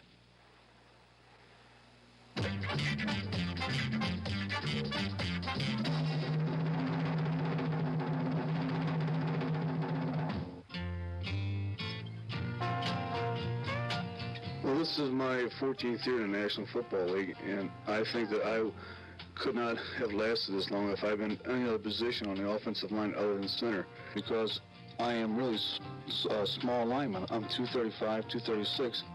It's just a position where quickness has been more of a factor than size. Snapping the ball for field goals and punts, the best way I can describe it is you're throwing a ball like a quarterback, but you're throwing between your legs. The grip is primarily the same on the ball. Your fingers go across the laces like a quarterback. You keep both hands on the ball. Your left hand primarily is a guide, and your right hand does all the snapping. But you have to follow through with both your hands to make sure that the ball goes back at the proper angle. Once you snap the ball, you don't fire at all. You more or less receive a blow, you catch a blow. When the center snap for field goals, I call it target practice, because this is the time when your head's down, as you say, and you get a forearm on top of your head or a knee on top of your head, so I call that target practice. There's not a whole lot of glamour in being a center. I mean, you go down and talk to a very avid fan, and they'll have trouble naming, I say, 10 centers in the National Football League. In the middle of the line, you lose your name, you lose your identity, because you're not pulling in front and leading sweeps, leading the backs, and you're not out on the end where everybody can see you. The old saying is that the only time you hear a center's name is when he makes a bad snap, and this is so true. Easy to throw, but it really isn't, is it? It certainly is not. It takes a lot of timing. Bertelsen and Elmendorf deep. Lakeman, good punt. This one will backpedal. Bertelsen to the 20. 25. 30. 35. Bertelsen cutting back to midfield to the 40. And a great return to the 48-yard line of the Rams. One of the premier punt returners in the NFL, Jim Bertelsen. Billy Joe Dupree, number 89, got caught inside by that move by Bertelsen. Now Dupree comes back for another crack. But this is, as you pointed out, Frank, just a fine return by one of the best at this. Jim Bertelsen, in addition to being a fine blocker and a good running back. Bertelsen was number 3 in the league in punt returns. Rams have a first down as they mark it at the LA 49. Excellent field position on their first possession of the second half. McCutcheon broke one tackle at the line of scrimmage. Couldn't get by Jordan and Lewis, who stopped him at the Cowboy 48 after a pickup of 3. It'll be second down 7. Frank, I think over the years that Leroy Jordan probably has impressed more people with his sure tackling ability than anyone I've ever known. He is some kind of tackler, isn't he, Pat? He really fills the hole with a great deal of strength, and he isn't that big. Adel sending Jackson wide to the left side. Snow off to the right. Adel 3 out of 8 in the first half for 58 yards. 1 interception. That's Larry Smith, and Jethro Pugh is all over him. Jethro Pugh came out of the line like he was shot from a gun. And Smith never had a chance to get rolling, and he stripped for a loss of 7 back at the Ram 45. The onside guard pulled from in front of Jethro, and the center just simply couldn't get over in time to make the cutoff block. And that's what we were talking about earlier when we told our viewers that the Cowboys were playing a little different alignment in their staggered position. And that time, when that guard pulled, Jethro was up on the line. They had no way of blocking him. That sets up third down 13. Again, Dallas goes to its form of prevent defense, inserting linebacker Rodrigo Barnes and defensive back Ben Barnes. Rams at their 45 need to reach the Dallas 41 for the first down.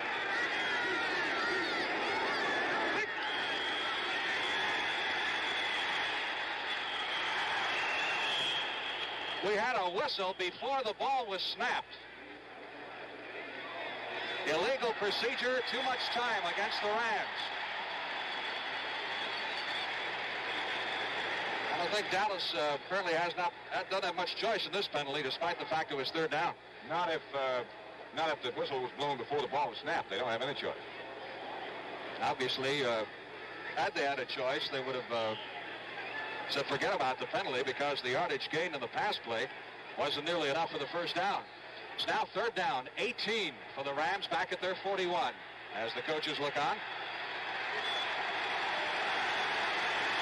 Snow to the left side. He's on Mel Renfro. Jackson to the right. He's on Charlie Waters, who's been burned bad in the pass. Bertelsen got 1 yard to the 42-yard line. Again, Leroy Jordan, number 55, in the middle of the pileup along with Barnes and Green. Frank, it's interesting to note that throughout the first half and the start of the second half here in long yardage situations, that the Rams have tried to run against that prevent defense, because most people have a great deal of success doing that. The Cowboys are playing it beautifully against the run today. Fourth down, 17, and Chappell back to punt. Golden Richardson single safety. Chappell punted once in the first half for 31 yards. That was Rodrigo Barnes, number 56, who made the move prior to the snap. Offside, Dallas will move the ball up to the 46-yard line. Instead of 4th and 17, it'll be 4th and 12. That's a name I'm sure you're going to hear a lot about, too. Number 56, the fellow who was just offsides. Perhaps you won't hear about it in that situation too many times, but Cowboys think Rodrigo Barnes is going to be a great linebacker. He is the heir apparent whenever Leroy Jordan slows down a bit and tries to retire. Cowboys, it's going to be there soon. Cowboys with a 10-man rush on Chappell, and Green almost got to it. Chappell puts this one in orbit, on the fly, into the end zone for the automatic touchback. So they'll bring it out to the 20-yard line, and the Cowboys will take over at that point with 10 minutes and 2 seconds left to play in the third period. Each team has had the football once in the second half. I'm Scott Carpenter. Boulder was a sleepy little college town when I grew up here, but the people worked hard and they put their money in the bank. Then Boulder bankers put that money to work to help Boulder change for the better. They brought in new businesses, new jobs, new ideas. For instance, they backed Art Sable with a new color photo enlarger he developed in his basement. They helped Cecil Effinger put his new typewriter for music on the market. You know, Cecil, the nice thing is Boulder bankers have always been willing to take a chance on good new ideas. That's right. But for some bigger projects, Boulder banks have needed help from banks in other towns. And all 14,000 of America's banks are set up to help each other when there's a need. It's true in Boulder. It's true of your bank, too. It's as big as the whole country or as small as the smallest guy with a dream. Your bank, helping you change things for the better.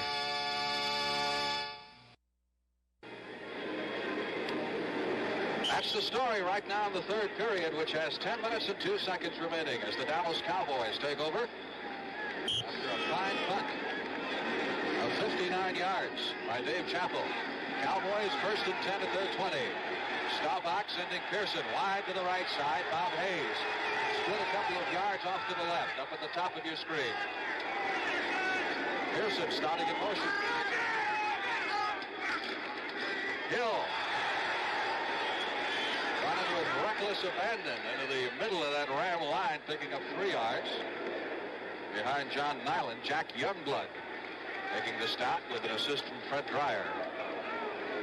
Seems to me that so far in the 2 series that the Cowboys have had the ball, they've tried to run a couple of plays against the grain because of the pursuit of the Ram defense and just as a change of pace because they run outside with the grain to a great degree in the first half. Officials mark it at the 24, second down, 6, Garrison. The first down at the 34-yard line. Isaiah Robertson making the stop along with Steve Freese.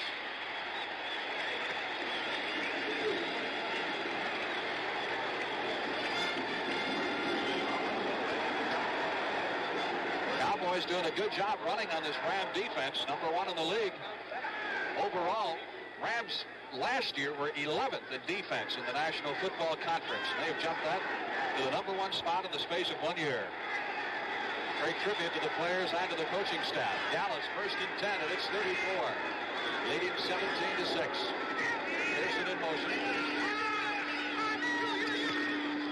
Fake to Hill. Staubach under pressure from Merlin Olsen. Number 74 from Brooks, number 90.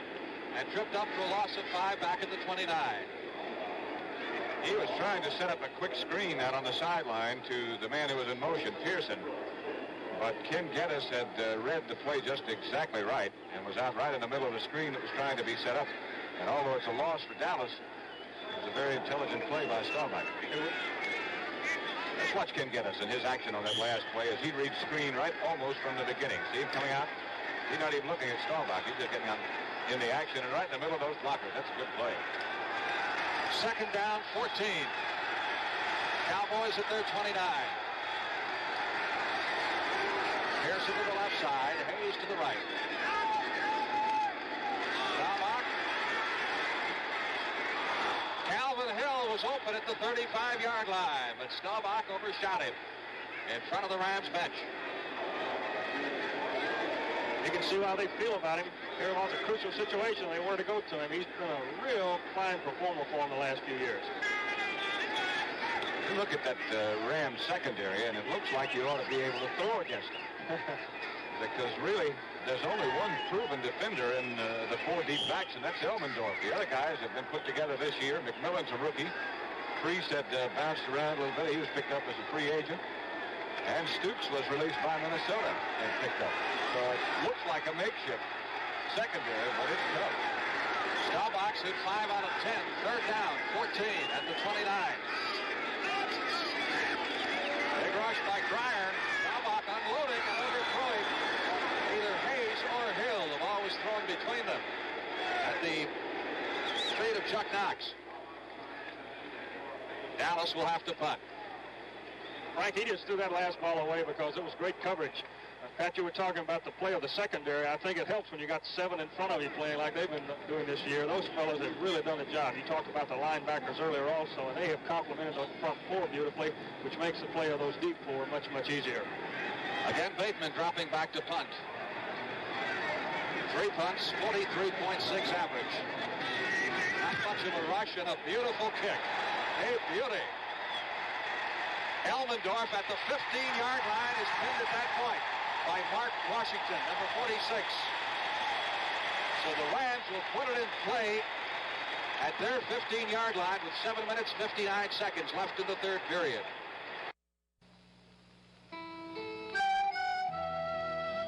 You leave to see the younger men these days. But now you own a place where they're finding out what you learned a long time ago. You only go around once in life. You've got to do it with gusto. Come around, take the best that life's giving. Come around, taste the gusto of Schlitz.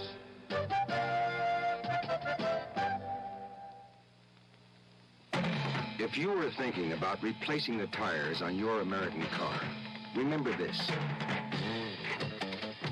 Of all the steel-belted radial tires, only one is offered as original equipment by all 4 major automakers. The Goodyear Steel Guard Radial, with these 5 guards to help protect you 5 ways. The Steel Guard Radial, only from Goodyear.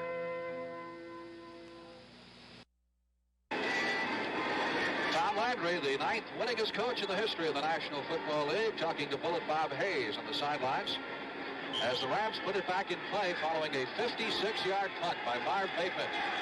Ball is at the 16-yard line of L.A. Rams need to get something going here. They trail 17-6 midway in the third period.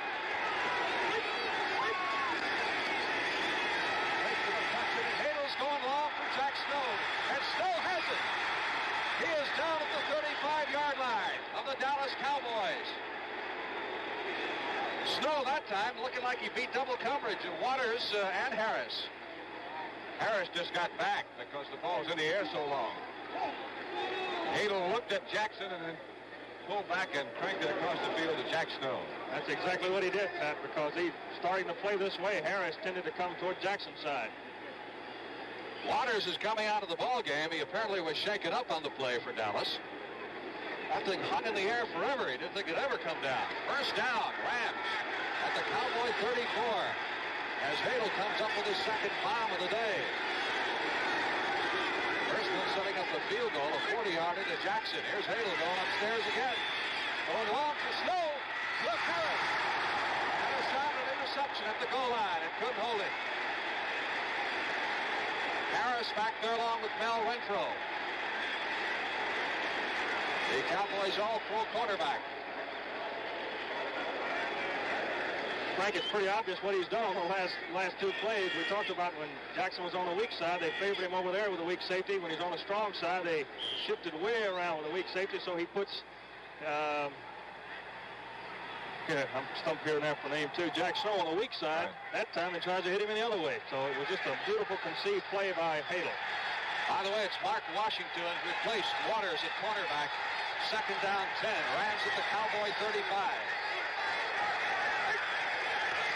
Hadel again going upstairs. A lot of pressure this time to the 30. Hadel to the 28-yard line. A lot of pressure from the outside, pinching Hadel into the middle, and he saw the opening and picked up 7 yards in the play. There's Charlie Waters being attended to by the Cowboy team physicians. Charlie Cowan shaking up just a little bit for Los Angeles, too. He's been around a long time. Looks like Harry Shue, number 79, will replace Cowan. It is third down. The Rams need 4 for the first down. Ball is at the 28-yard line of the Dallas Cowboys. Rams need to penetrate the 24 to keep this drive going. Hadel, blitzed by Lewis. Pass intended for Harold Jackson. E.D. Lewis, number 50, blitzing through. And believe it or not, the Rams have not converted a single third down this afternoon. They are now 0 for 8 in that category. Here's Harold Jackson. The coverage was excellent. This time it's by Mel Renfro, who's laying off just a little bit. Jackson trying to get back to where Hadel can get the ball to him. Might be wondering if they're going to try a field goal, but with this much time, they certainly are, because David Ray is in. Ray with 2 out of 4 in the first half from 33, 39 yards. This will be a 35-yard attempt. Race to put it down.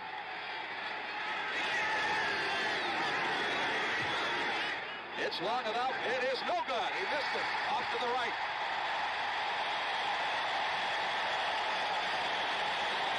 Let's check it out and see if we can figure out what happened. Snap is good. The hole is good. Kept his head down. It just went off to the right.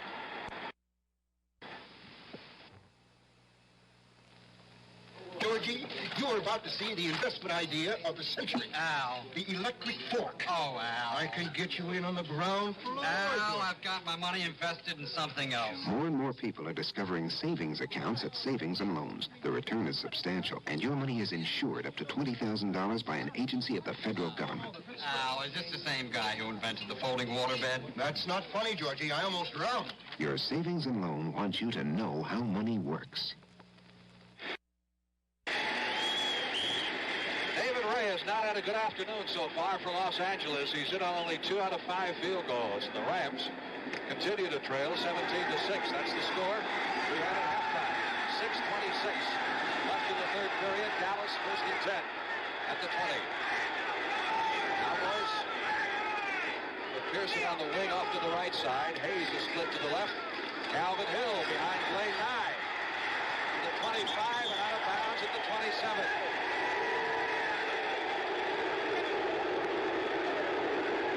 Staring darts at Isaiah Robertson. He thought it was a late hit, and so did some of the fans in the immediate area. But the officials say no, a pickup of 6, maybe 7 yards on the play.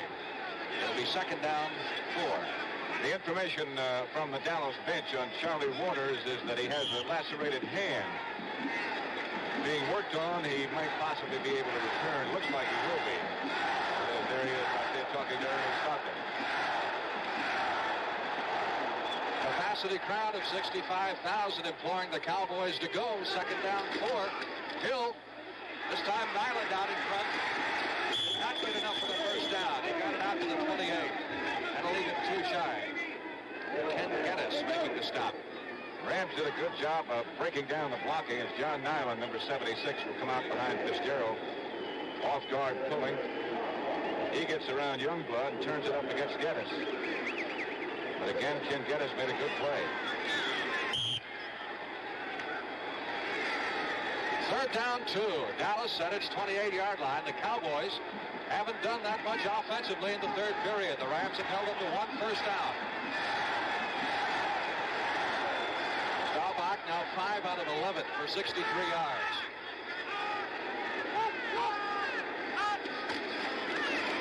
Hill has the first down at the 32-yard line.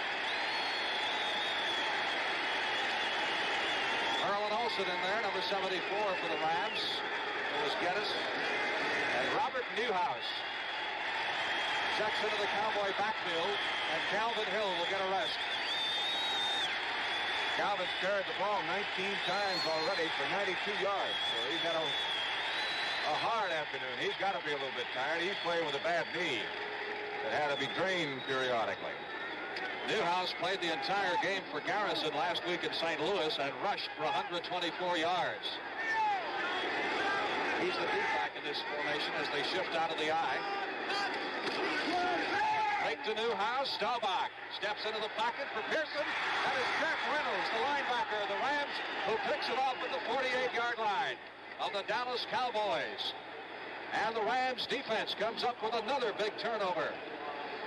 Frank, I'll tell you one thing. That's as fine interceptions you're going to see in a long time, because had Pearson, had that ball been a shade out front or that linebacker not been able to come up on him, we might have seen a score. Watch Reynolds drop back. He's out of your screen right, and now he's going to come back up in there and really makes a great interception. So unusual to see a middle linebacker with a wide receiver out there in the flat. So the Rams presented with a golden opportunity by their defense. Moving from the 48, McCutcheon wants to throw one. Downfield it comes, and over the head of everybody. Harris was out there, so was Charlie Waters, who just came back in the ballgame. Jack Snow was the intended receiver, but he was 20 yards in front of that ball. Now we know he can throw it a long way. We don't know how accurate he is still. That'll set up second down and 10 for the Rams at the Dallas 47-yard line. It's beginning to look, Bart, like the Rams have decided perhaps they can't run on the Cowboys here, and they're going upstairs. Well, it's been very tough to. They're going to have to complete some passes. McCutcheon and Burles in the setbacks behind John Hadel. He's 4 out of 11. Pressure on Hadel, who gets it away. Flip Harris. Incomplete. Harris had a cinch interception, and when he was hit by McCutcheon, the ball, as you saw, jarred loose. And again, no Ram receiver was really close to it. I'll tell you one thing, the Cowboys have improved considerably in their second half is the pass rush. Hadel had great protection in the first half, although his statistics don't indicate that he was particularly effective. But they're putting a lot of pressure on him now. They really are. They force him to move and change his direction, his position, and he was caught a little bit off balance and we had to let that thing go. It is third down 10. But for that fine play by McCutcheon, would have had an interception. 5:09 left to play in the third period. Dallas leading 17-6. Ball at the Cowboy 47. Hadel. Harris bats it away from the intended receiver, Harold Jackson, at the 15-yard line. Here is Jackson. It looks like he's wide open, but Harris comes a long way. Makes a good play. Tipping it away with his left hand, and the Rams will have to punt. They get nothing on 3 shots at it from the Dallas 47, following the turnover provided them by Jack Reynolds. If they have a play from punt formation. Dallas lining up with 10 men on the line of scrimmage. Have Golden Richards as a single safety on the 10-yard line.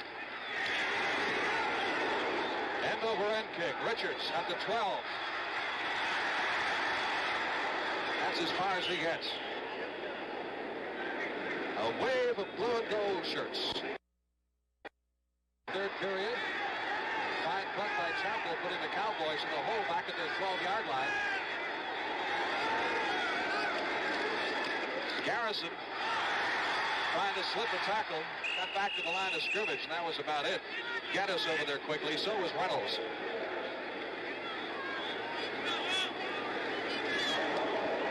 Hadel and Chuck Knox conferring on what might work against this Dallas defense, which has been very, very tough. And it's interesting to note that on that last play, Geddes went all the way across the field to make that tackle. Great pursuit.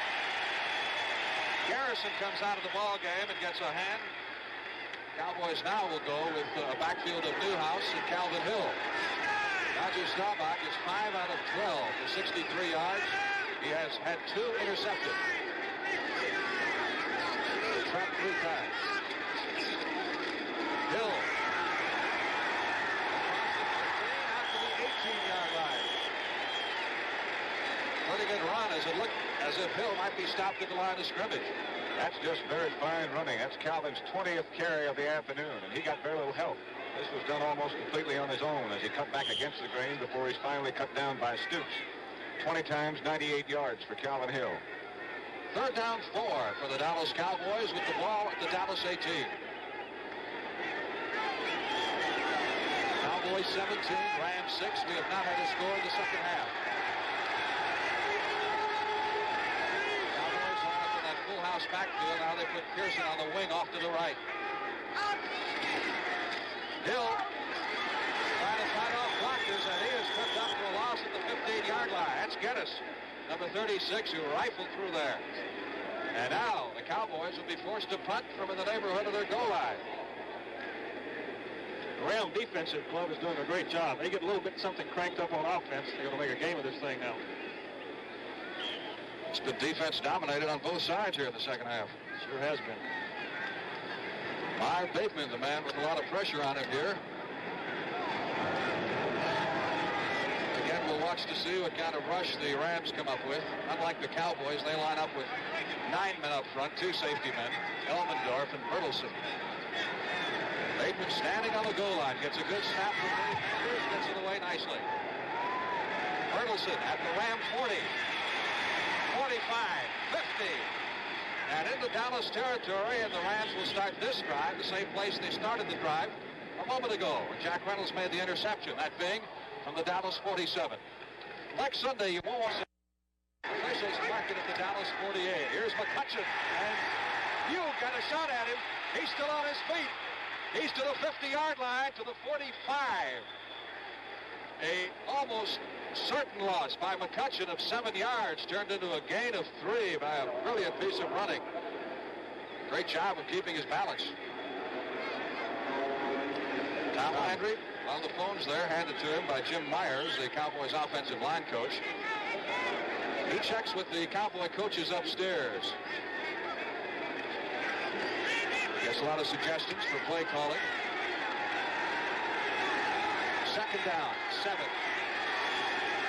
Rams at the Dallas 45. A minute 40 left to play in the third quarter.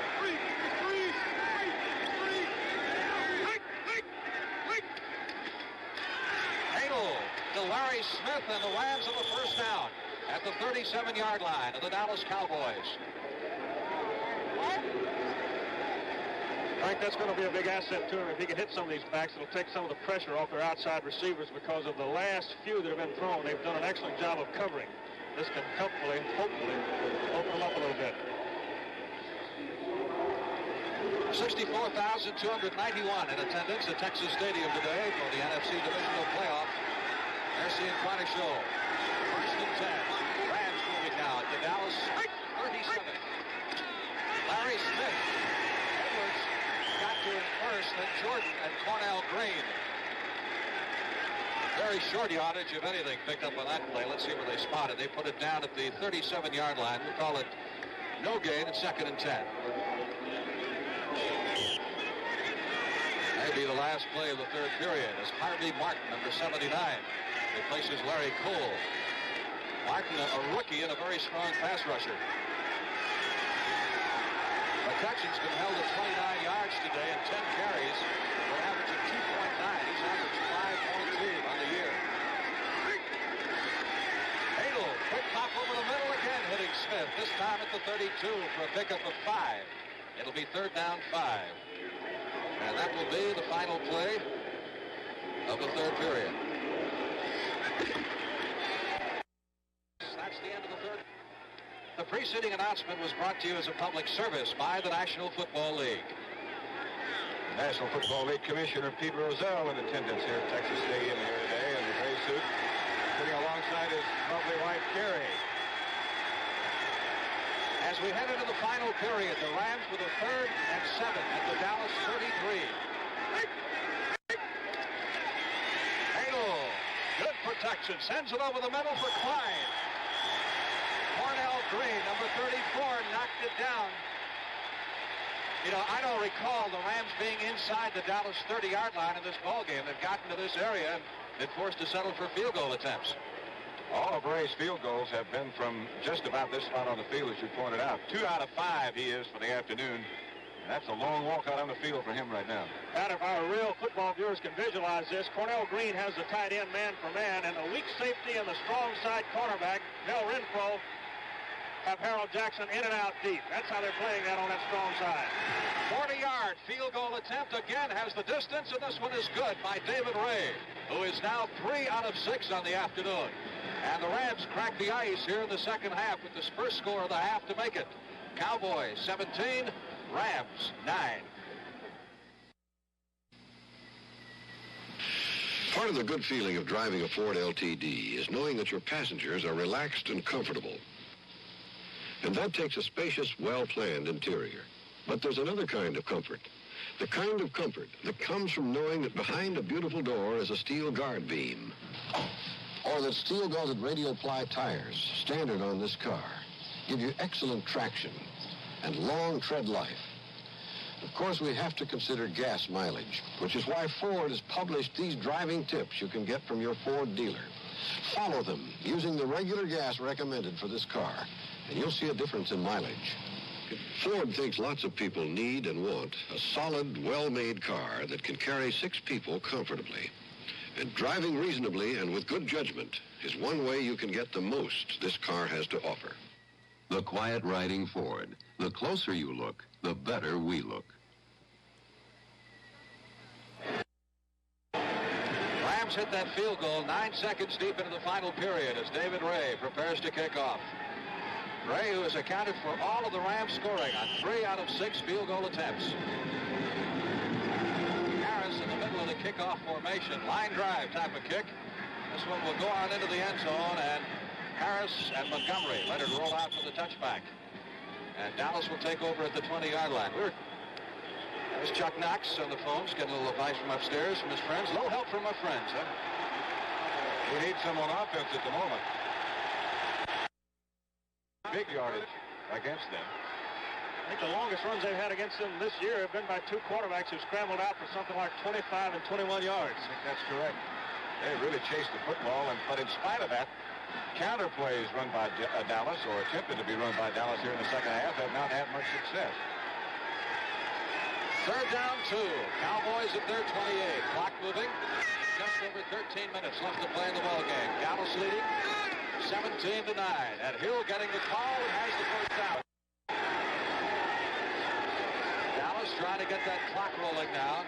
Eat up some time with a ball control drive. Cowboys with the first down at their 32.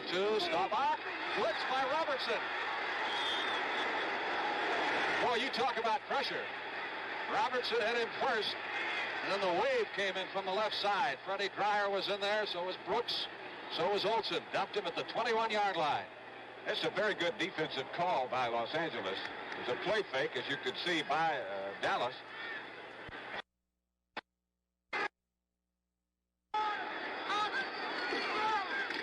Hill to the 25-yard line for a pickup of 4. Cowboys have 3 first downs in the second half. Isaiah Robertson making the stop for Los Angeles. Calvin Hill now is up to 106 yards on, I believe, 25 carries. So he's had a very, very busy day, and I imagine he'll have a few more before it's over. 3rd down, 18. Cowboys at their 25. Hill lost the ball. Where is it? Who's got it? Still no indication.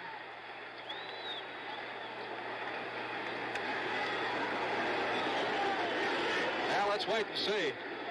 There was an injury on the play. What happened? Looks like a Ram has the ball in his hand, but he obviously was shaken up on the play. He'll fumble that thing and then completely overran it. Looks like Starbuck might be involved in that pileup somewhere, because he was in the scramble. But somebody from both teams is still down. Rogers okay. He's over on the sidelines walking off. Yes. I believe the recovery will go to the Rams at the 17-yard line. And I think that's Fred Dreyer, the Ram. And looks like Calvin Hill is rolling around still on the side.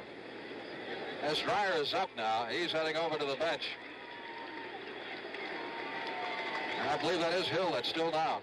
Let's check the play again. The pitch out, or the hand back from Roger to Calvin Hill, and he just never did find the handle. Here comes Dreyer. What happened?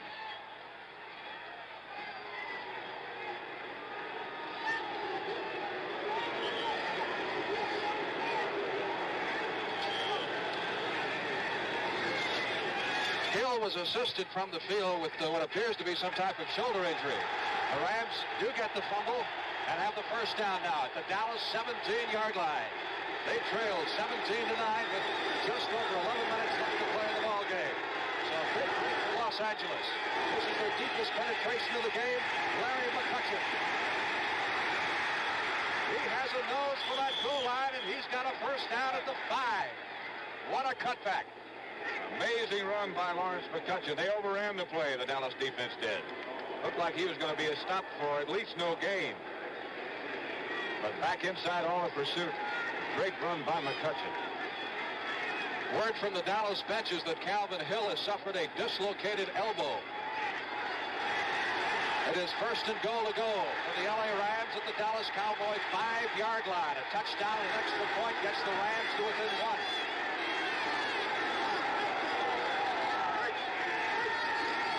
That's Tony Baker. And Baker is down to the goal line. He is over for a touchdown.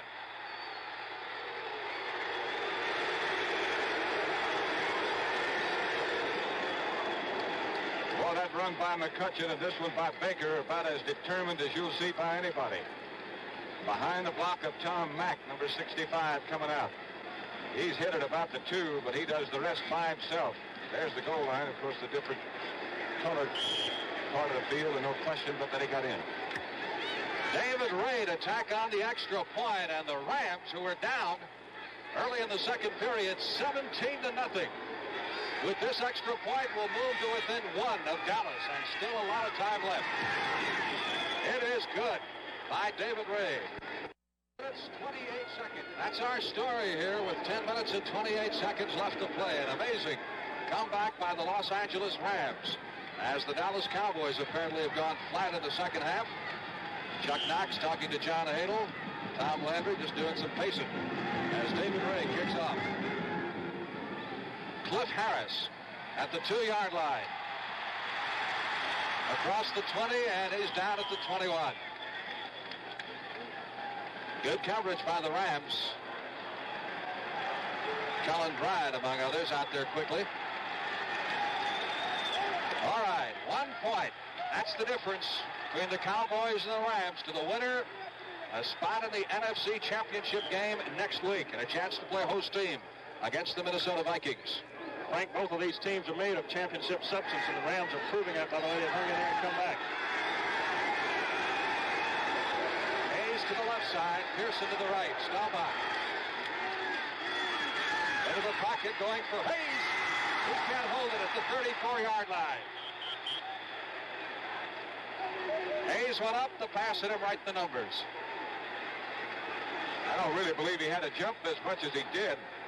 Staubach on first down had good protection, trying to keep his body in between the ball and the defender, in this case Eddie McMillan.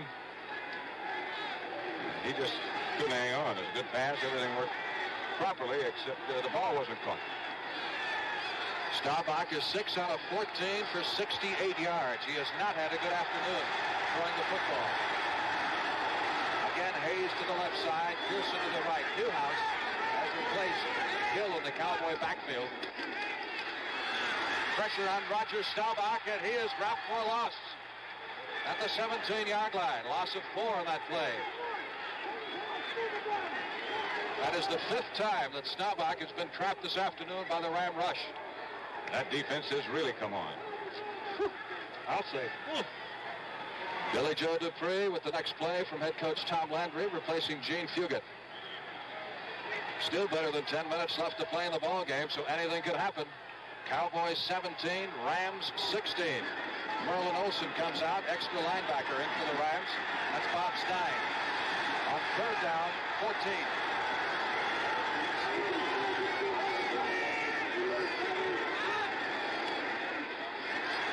Three-man rush on Staubach. Got the time. Going for Pearson. He's got it at the 40. Pearson will go all the way for a touchdown.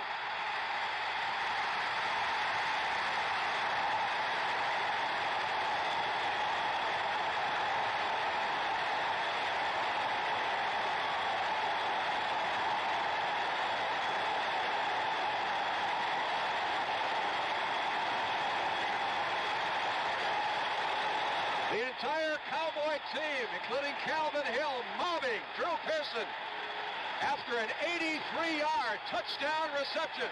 from Roger Staubach. His second touchdown catch of the day. Let's look again. This is known as a fly. Not much else. Over Eddie McMillan, and Steve Priest came over to try to help out, but overran the play again. This is one of your better prances into the end zone. It was a great throw, Pat, and a slide overrun by the weak safety. Texas Stadium still exploding with excitement here, as Dallas has scored for the first time in the second half. And up the lead to 23-16, 83 yards. That is the longest Cowboy touchdown pass and reception of the year. Here's Pearson accepting congratulations. A free agent out of Tulsa University. He wasn't even drafted, a high school quarterback. He also, by the way, is the son-in-law of Marcus Haynes of the Harlem Globetrotters. You could spend a whole broadcast talking about tidbits about Drew Pearson.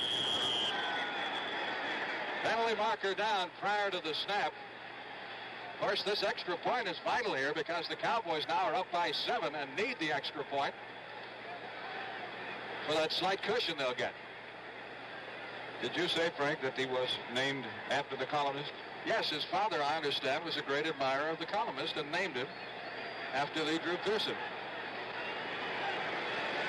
Oh, well, this could be key penalty here as the Cowboys are guilty of illegal procedure, making this extra point come from 5 more yards out. It'll come from 15 yards instead of the normal 10.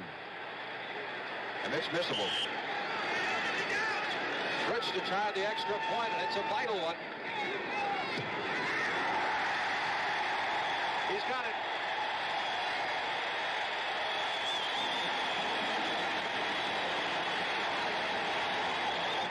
Minutes and 37 seconds left to play in the football game. That touchdown pass and catch by Pearson is worth another look. Here it is on 3rd down. It is really surprising that the Cowboys were choosing to throw. Staubach stepped up in the pocket. Priest just overran the play, and McMillan fell down, and what a big touchdown it is for Dallas. And I think it's interesting to note, too, that Staubach's been getting an awful lot of pressure. He had to wait a little bit longer to let that one go, and yet he's hung right in there and then delivered the ball beautifully. There's the catch again, right between Priest and McMillan. Rams had a 3-man rush that time. They had Bob Stein, the extra linebacker, in there, so the pressure wasn't as strong as it had been normally. Switch, high kick, and very short. Scribner at the 8-yard line runs it back to the 20 and down at the 24.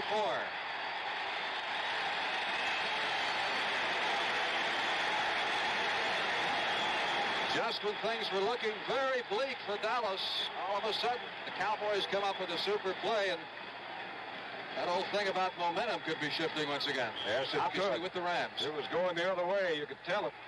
And fast. Yes, it was. So let's see what the Rams could do in retaliation. Hadel has hit 6 out of 16 for 123 yards. He's had 1 picked off. He set up a Cowboy touchdown.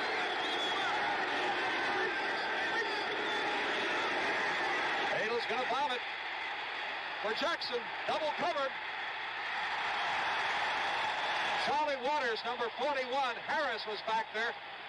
And on top of that, Renfro were 7 or 8 yards behind them all, just in case.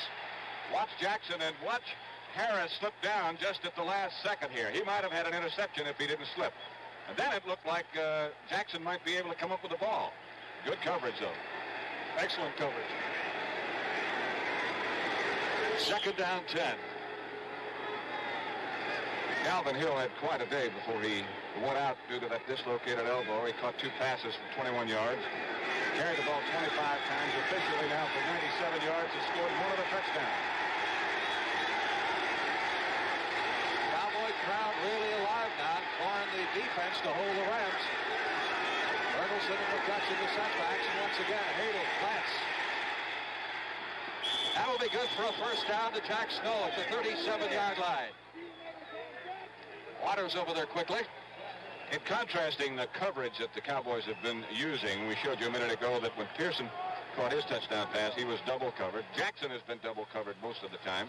Single coverage now on Jack Snow, number 84. This by Charlie Waters. So the Rams pick up the first down to keep their drive going at the 37-yard line in their end of the field. 9 minutes, 16 seconds left to play. Los Angeles down by 8. McCutcheon runs into the meat grinder at the 39-yard line after picking up 2. Lewis over there, number 50, Jordan 55, Waters 41, and Larry Cole, number 63. Are the Cowboys doing something unusual pass coverage-wise today, Bart, that you haven't seen before? Only the thing that we pointed out when Jackson was flanked to the strong side and became the flanker rather than the split end. They were just shifting the weak safety way over to that strong side of the field, covering the tight end with Cornell Green and then doubling Jackson deep in and out. Second down, 8. Rams at their 39.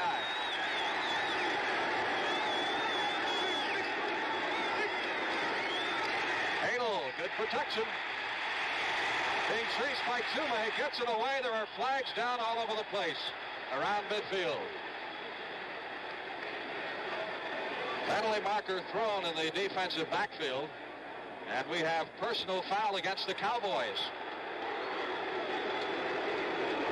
There was a violent collision between Bertelsen and D.D. Lewis. I don't know if that's where the penalty was called or not. Here is Jackson. Let's see what happens to him. That could be one thing where it could be called. That's going to be an automatic first down as well. I think one thing that Bart Starr was saying a minute ago about the difference when Jackson plays flanker and when he plays split end. From his viewpoint, it means that he's starting from a yard farther off away from the defender than he usually is. And that doesn't seem like a big difference, but it can be. Rams at the Dallas 46 following the 15-yard penalty. First down. Bertelsen trying to get outside. Cornell Green drives him down at the 47. Loss of 1 on the play. The wily Cowboy veteran of 12 years out of Utah State. That was the violation we showed you a minute ago. Clotheslining called against Cliff Harris. As he saw Harold Jackson getting into the inside of him, you saw him reach out and grab him or hook him. At most of the Cowboy defenses are aligned so that Cornell is standing right out there, and as well as you block it, sometimes you're just out of blockers, and he's out there one-on-one, made a great open field tackle. Second down, 11. Rams at the Dallas 47. 8:25 left to play. Cowboys up by 8. Screen intended for Bertelsen. And a lot of pressure by Bill Gregory, number 77. Forced Hadel to rush that throw. That's what John Hadel's got looking at him right now. The ball is at the Dallas Cowboy 47-yard line. Hadel, 7 out of 19 in the ball game. Under 23 yards. L.A. has not been able to move the ball that well on the ground, so they've been sticking with the air game for most of the second half.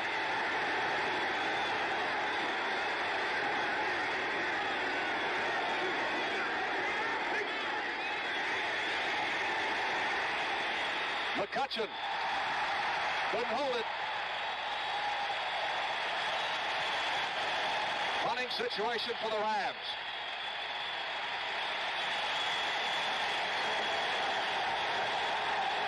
Once again, a standing ovation for the Dallas defense. John Hadel checking how much time left on the clock. It shows 8 minutes, 10 seconds.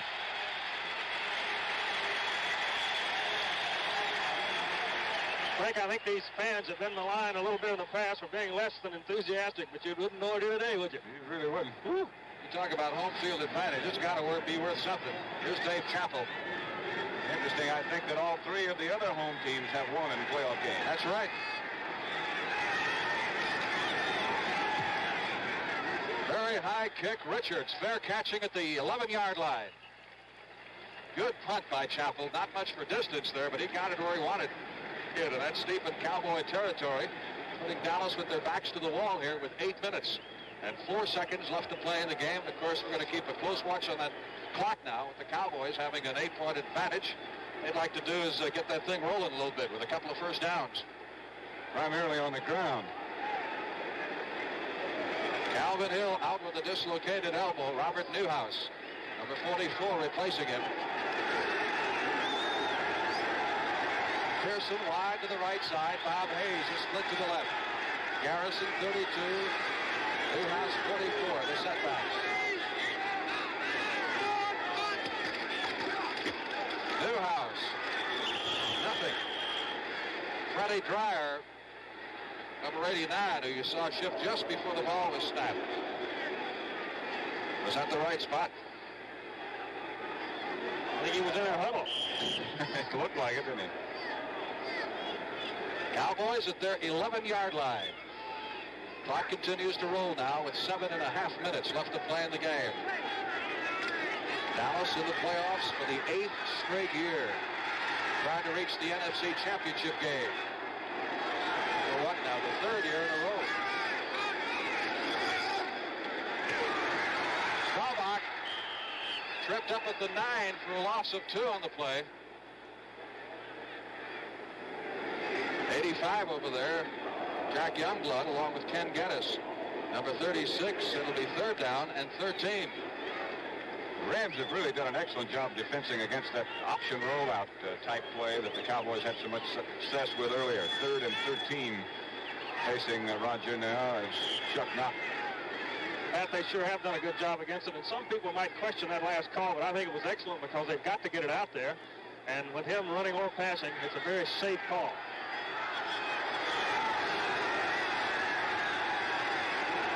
Third down, 13. Cowboys at their 9-yard line, leading by 8. Staubach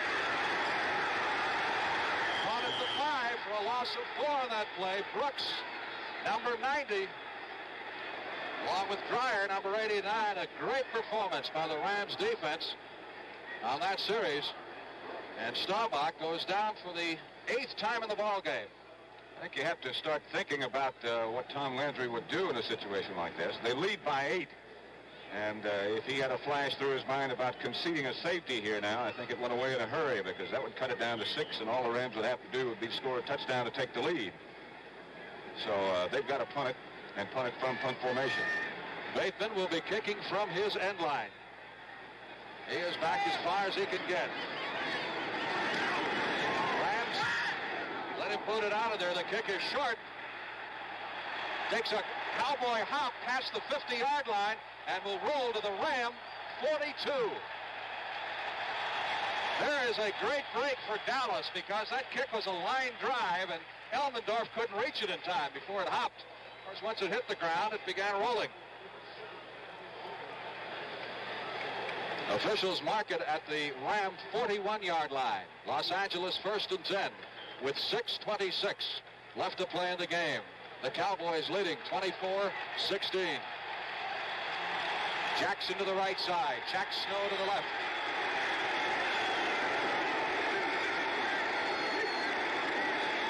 McCutcheon running into Green at the 45. And then Jordan. A pickup of 3, perhaps 4 yards on the play. Officials mark it at the 45-yard line. Look at the 46. 2nd down, 6 as McCutcheon gets 4. One of the things that's characteristic of a championship game is great hitting, and we've had that on both parts today. Just super hitting.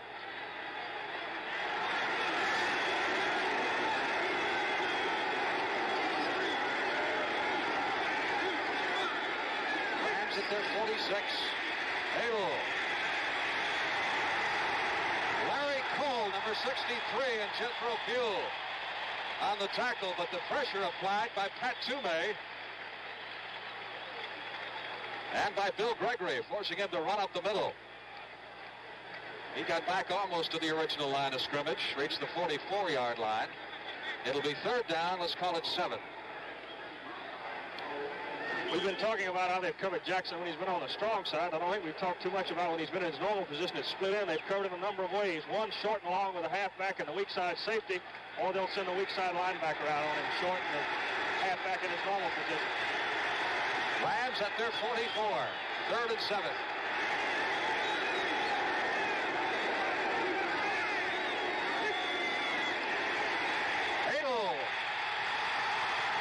Penalty marker down as Pugh hit Hadel. Two may recover the fumble. And we got a little altercation going down there between Cornell Green and Tom Mack. Let's see what the ruling is. The Cowboy offensive unit coming on the field. And Dallas will take over as the penalty was against the Rams. Was a holding penalty call against the Rams. The good rush by Jethro Pugh right there. And Hadel was not trying to throw the ball. As you could see, he was hit at the end by Pat Toomey. He was just trying to get away. So a big turnover caused by the Cowboy defense. And Dallas has a first down at the Ram 40. Diversity all. That defense is... And they...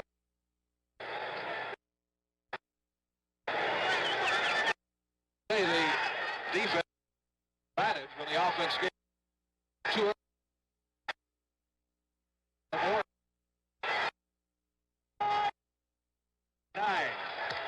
Newhouse picking his way up the middle of the 41-yard line. Gain of 3 on the play. It'll be 3rd down.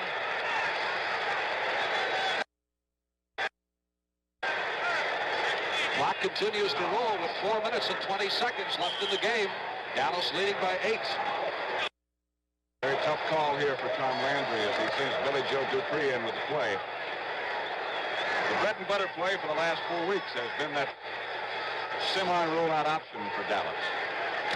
So let's see if they use it here. 3rd down, 7. Cowboys at the Ram 41. Garrison, Newhouse the setbacks, and Staubach will throw. For Hayes. He's got it out of bounds at the 12-yard line.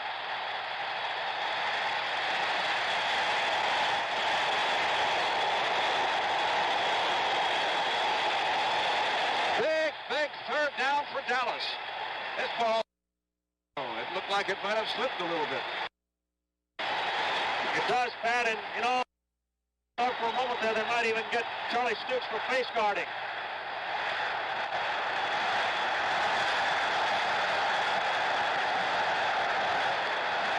Let's check out the pass blocking that made that possible. Blaine Nye on Merlin Olsen. John Nyland and John Fitzgerald blocking Larry Brooks. Good job. 1st and 10 from the Ram 12-yard line. Garrison gets a yard to the 11. I'll tell you one big factor in this game. On 3rd down, the Cowboys have converted 9 out of 17. The Rams are 0 of 11. I'd say that's a big factor. That hurts. It is 2nd down 9 for Dallas at the Los Angeles 11-yard line. The clock continues to roll with 3 minutes, 15 seconds left to play in the game. Dallas leading by 8. Pearson wide to the right side. Hayes split to the left.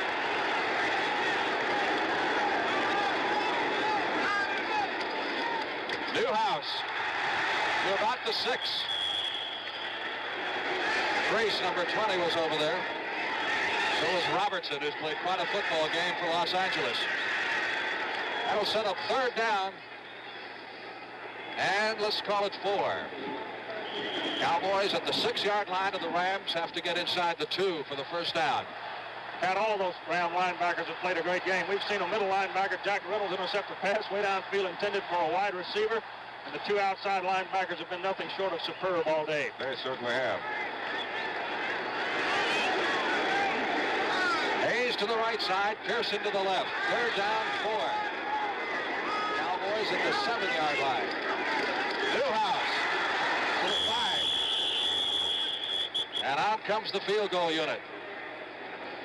Clock will run down to the 2-minute warning, and then we'll have the automatic timeout, I believe. Well, Staubach is motioning for the field goal unit to go off the field. 2 minutes left to play. 2-minute warning going to the benches. Pipe insulation from John's Manville. insulated ductwork, home insulation, commercial building insulation. Today, they're all more important than ever because the fiberglass insulation JM makes this year will save America the equivalent of 1 billion gallons of fuel every year. The only problem is our story just keeps getting covered up. John's Manville, a good name. That's a little hard to find. Okay, I have to tell you, man, that life is no pushover. Right. But Joe and his family need life insurance protection badly. Right. And this New York Life team is going to get it for them, right? Protect his family. Take the worry off his back. He wants to retire in comfort. Show him the way, New York Life. Where the name of the game is life, there's New York Life. Staubach simply wanted to let the clock run down to 2 minutes, which it did, before allowing the field goal unit on the field. And Fritsch now will try a field goal from 12 to 13 yards out.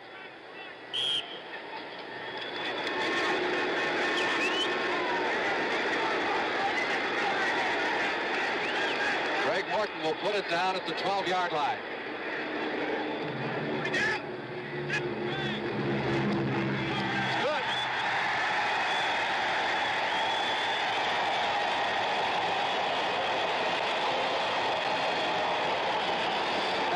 One thing, Bart, Starr, it's no longer possible for a touchdown and a field goal. That was a big 3 points there, you bet. Rams need 2 touchdowns now to come back in this ball game with 1 minute and 58 seconds to go. You're scanning some of the statistics. Drew Pearson has caught only 2 passes today, but boy, they were perhaps the 2 biggest catches of his life. Both for touchdowns. Guarantee you they were. You know, I was watching Morton before the ball game, Frank, and he has become the Cowboy holder on field goals and extra points. Danny Reeves used to do it. And he's an excellent holder. I watched him move the ball around when the strings were in a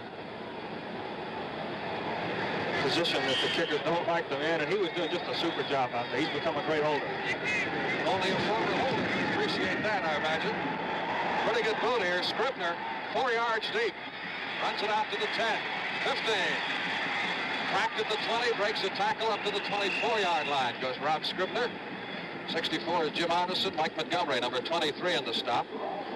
That's kind of a thankless job, isn't it? But really very important, holding the football. Well, I think one of the reasons I brought it up, too, is that our halftime feature talked about Kenny Hyman and the responsibilities of a center. And, yes, it takes a real coordinated effort between the center and the holder to get off a good kick. Each team has all of their timeouts left. Hadel has hit 7 out of 20 for 123 yards. He has had 1 picked off. It's going to be bombs away for Jackson. He was racked by Cliff Harris as Harris timed his hit just perfectly. He sure did. Oh, did he nail him. Whoop. Get a look at it here. There's a short and long coverage on this side, and the ball is thrown beautifully between them. You can see, but it was a little bit high to his inside, and he really nailed him over there. He was almost conceding in the catch, worried to catch the ball, though. Jackson realized he's going to have to pay the price. Well, he's a small fella, too, and he gets hit like that. It's got to hurt a little bit. He comes out of the ball game, does Harold Jackson. 1 minute 47 left to play. Dallas 27. Rams 16. Second down 10 at the 22-yard line.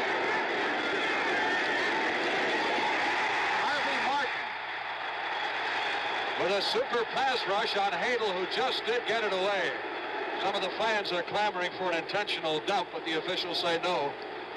Well, there was going to be a screen, and Bertelson wasn't quite in position to get to it, but they did think he was throwing it away. He just barely got it off.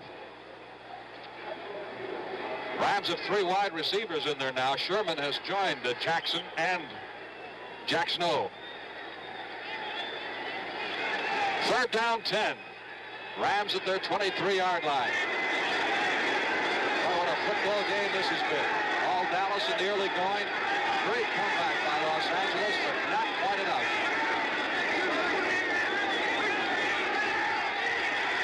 Again, pressure on Hadel and Bill Gregory. Drops him at the 22. Frank, I think it's interesting to note that the Cowboys are doing something here that a lot of teams don't do in a situation like this.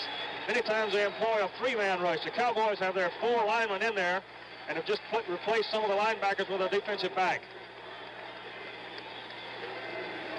Punting situation for the Rams here, as it looks like LA's season may be ending here in about a minute and a half.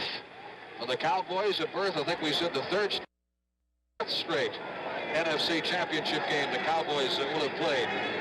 Last year, they got as far as the championship game, were beaten by Washington. The two previous years, they went all the way to the Super Bowl, winning once and losing once. Chappell running it out of there beautifully. Cowboys have nobody back. Intentionally going to let this one roll, and it is quite a punt. It will roll to the 13-yard line of the Dallas Cowboys. Clock stops with 1 minute and 6 seconds left to play in the ball game. And the Cowboys need only to run the remaining timeout to win the divisional championship game and move into what should be quite a battle with the Minnesota Vikings next Sunday afternoon here at Texas Stadium. You know, you mentioned they didn't have anybody back deep that time. They had backed them off just far enough so that if the Rams were trying a gimmick play there from punt formation, they would be in position to cover it. All three timeouts left on both sides with 1 minute and 6 left to go. Garrison up to the 18-yard line for a pickup of 5. Robertson again in on the stop for the Rams along with Jack Reynolds. Cowboys apparently will have to go into the NFC Championship game without the services of Calvin Hill. I don't know how fast you come back from a dislocated elbow, but I wouldn't think it would be that quick, Bart. Well, it's got to be very sore for him. Knowing the competitor he is, I'm sure he's going to give it a great shot, though, and he'll probably be ready if he can. Second down 5. Dallas at its 18-yard line. Rams using one of their timeouts now, have 2 left. Pearson wide to the left side. Hayes back to the right. Garrison to the 20. That'll bring up third down 3. Again, the Rams calling time. So they will have just 1 left as Jack Reynolds made the stop. Rams with a 6-game winning streak coming into this one. Cowboys won 6 of their last 7. Their only loss last half of the season was to Miami on Thanksgiving Day. Here's the Dallas bench. Craig Morton and Cyril Pinder, and right in between them actually is Calvin Hill. Frank, he was the first guy in the end zone. Wasn't that something? To greet Drew Pearson a while ago after that catch and run. You bet. You know, he had to be in great pain, and he raced 50 right yards down there. He really was. Like he was carrying the football. Third down 3. Newhouse jammed up at the line of scrimmage, trying to bounce off a tackle, but Reynolds just won't let him go. Rams can call timeout one more time. Less than a minute to go, as you can see. 51 seconds remaining on the clock. Frank, we've seen 2 class teams play here today. Dallas showing the poise from experience that has put them in these playoff games many times. The Rams showing great poise and confidence for a team that has been totally, you might say, rebuilt with a new coaching staff this year, new philosophy, new ideas, new thoughts, new aggressiveness. Done a great job. I think it's a credit to both ball clubs. You know, the question we asked you at the outset, I'm sure does apply. Experience does make a heck of a lot of difference in these playoffs. Cowboys have had 8 years. Rams haven't been in since '69. I think there's like 6 players left off that team. Bateman getting it away. Bertelsen at the Ram 40 plays off 1 tackler but can't get away from Benny Barnes, number 31, who makes the stop at the 39-yard line. Rams are out of timeouts and apparently out of the Super Bowl tournament, the way things stand right now. Dallas with a 17-0 lead as a result of Ram turnovers early, and the Rams fighting back to within 1 point at 17-16, and then Dallas striking with an incredible 83-yard bomb from Roger Staubach to Drew Pearson. For the clincher, Adel dragged down at the 23-yard line. Harvey Martin, number 79, and Bill Gregory, number 77, applying the pressure. And Frank, that was nothing more than great coverage on the secondary. John was looking, wanting to throw. He just didn't have anybody open. That's 4 traps on Hadel. John is 7 out of 22, 123 yards.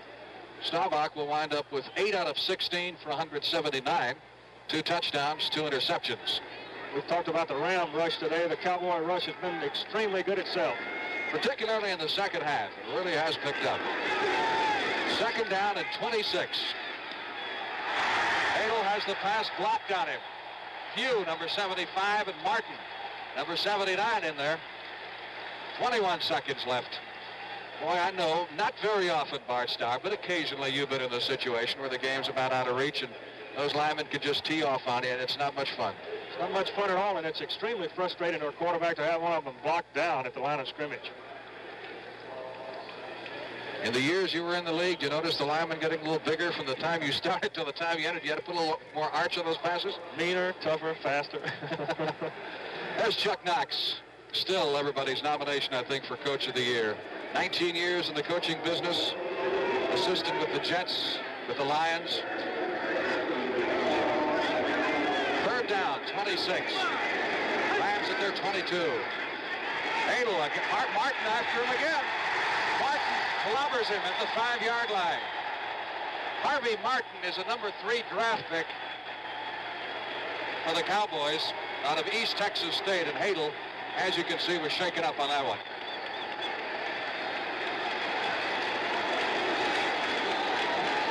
That'll set up 4th down, and the Rams are back on their 8-yard line, and it has been a long day for John Hadel. Hadel, as we mentioned, incredible success against the Cowboys in his 2 previous regular season outings. Thrown a total of 8 touchdown passes, 4 with the Chargers last year, 4 with the Rams this year. This wasn't his day. Chuck Knox, by the way, hasn't had much success against the Cowboys either. He was an assistant coach with the Lions in a playoff game that Dallas won 5-0 several years ago. Right. Well, they're going and playing right down the wire. Harris is in there at quarterback. Well, he's not going to get this one off, however. The clock runs out prior to the snap. That's it. And the Dallas Cowboys have won the NFC Divisional Playoff games. Tom Landry meets Chuck Knox. The final score, 27-16.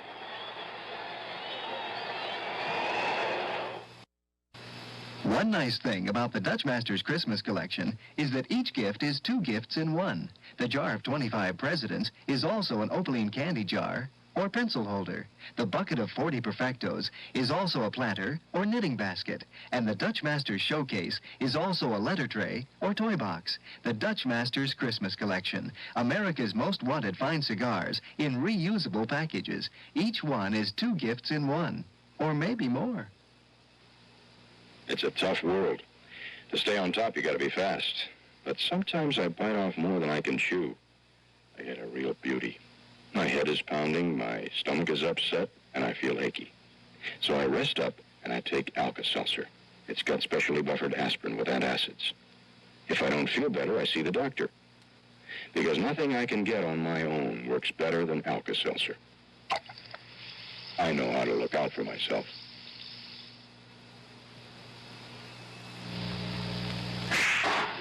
I think women are becoming a little more frightening to men these days. Maybe because we're freer to do much more. But some men aren't intimidated at all. They enjoy our freedom. Those are the men I like. And you know, those are the men who wear English leather cologne. English leather fits the way they live. It's so clean and natural, and I love it. So all my men wear English leather, or they wear nothing at all. Look for English leather in a wide selection of gift sets. After 5 years as an international bestseller, it comes to the screen. Steve McQueen, Dustin Hoffman, Papillon, the greatest adventure of escape ever filmed. Rated PG.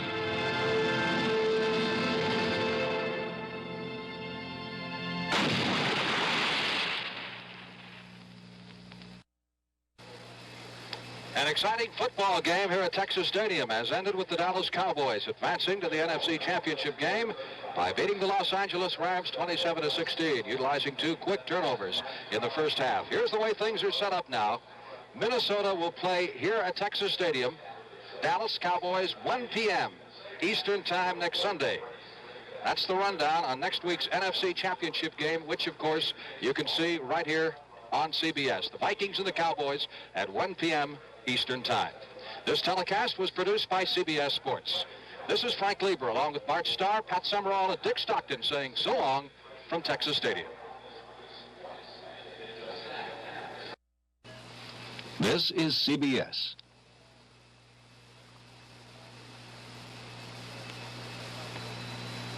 The Rams Coaches Show is being brought to you in part by your Southern California Buick Opel dealers.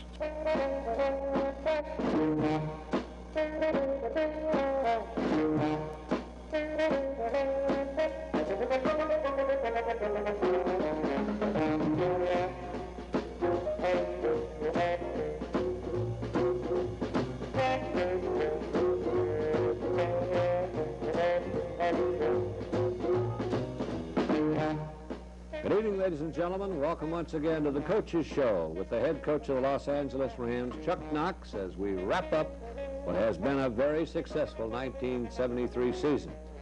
I know I'm not going to make any points with the head coach by saying it was a successful season because he was hoping and looking, and justifiably so, for a shot at that Super Bowl.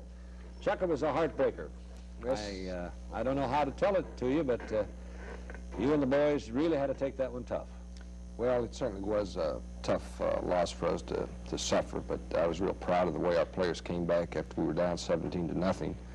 When we got back to 17-16, I thought we had a chance to win the football game, and of course they came on and made that big play to Barry Pearson, and that was the ball game. Well, as I said, the newspaper quotes, both Pierce and McMillan said they thought they had the interception. It was so close, yet it was just, boy, I don't think you could have cut it any finer, but it was a fine catch. Yes, it was. We were in a perfect coverage. We were in a zone, and they were trying to hit a post pattern, a deep post pattern. And usually those type of patterns, you usually get them picked off or they're incomplete. Looking ahead, and that, of course, is what you have to do now, Chuck, what was the general conversation among the ball club? I mean, after the game. I know they were heartbroken, as they always have to be in a tough one like that, but were they really looking forward to next year, or was it a question of being too soon? Well, I think that, number one, they were very disappointed that we didn't win, as we all are. Mm-hmm. But number two, I think that they felt that we've made a tremendous amount of progress this year. They're looking forward to next year. They can see that with hard work and with the type of preparation, type of concentration that we had this year, we can use this year as a base to build on and go on from here. Well, they say you're supposed to pay your dues in the NFL before you get into that championship. Don Shula, perhaps, is a great testimony to that fact. But we'll be right back to take a look at that Dallas ball game and some of the outstanding plays with the head coach right after this word. You'd probably never lose a football game if you had hindsight, if you were able to look ahead and see what would happen. Chuck, I don't ever remember a football team in a very important game starting with more of a deficit that you did in that first minute. Well, the first play of the game, we came out throwing the football, and of course, we had that intercepted. And on the second play of the game, we ran an off-tackle play and fumbled and turned the ball over to Dallas. So 2 plays, 2 turnovers, and very, very shortly, with less than 6 minutes gone in the game, we're behind 14-0.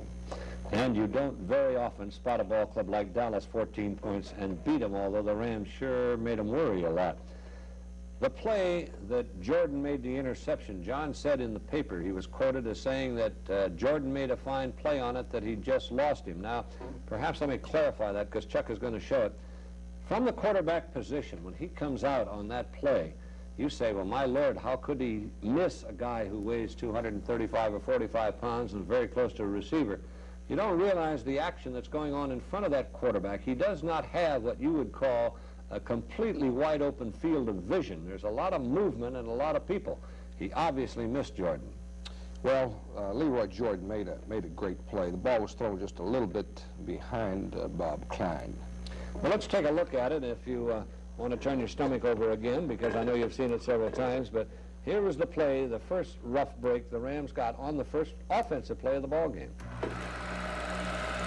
This is John Hale right here, coming out on a sprint out type of pass.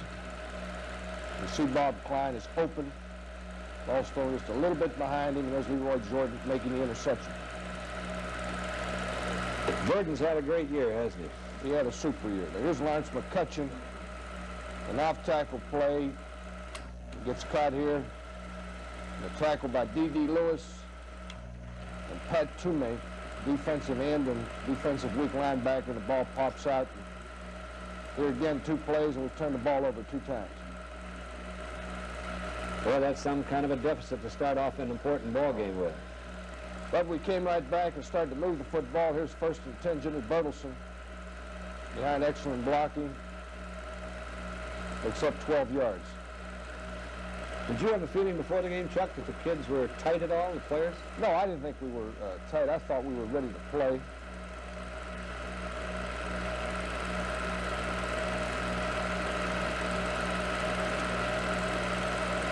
Here again is McCutcheon, moving very well on the ground.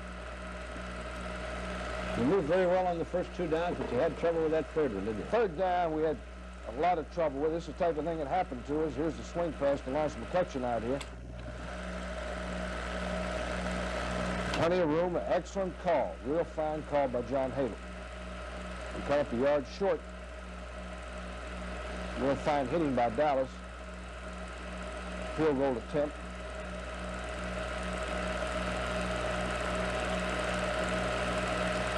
Nobody probably felt worse, perhaps you, than David Ray on those shots. Well, David Ray made an awful lot of kicks for us all year.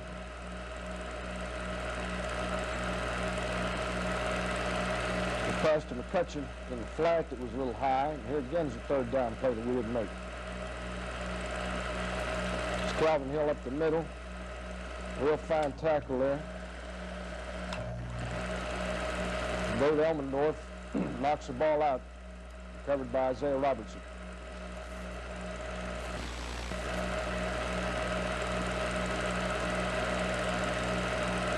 Again, real fine pass protection. John Hadel can't find anybody open, so he decides to scramble.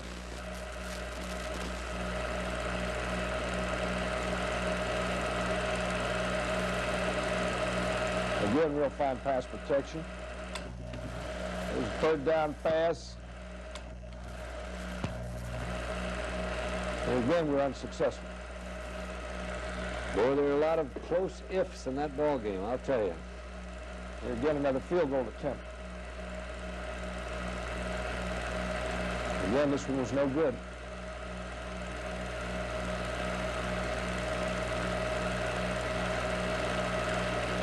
John Hadel on faking me out. A real fine pass here.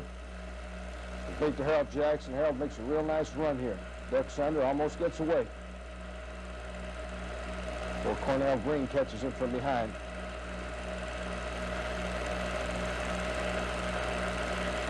There's a drop play. This is a 3rd down play that has been successful in the past. We just here didn't get the type of execution that we'd like to have and are unsuccessful.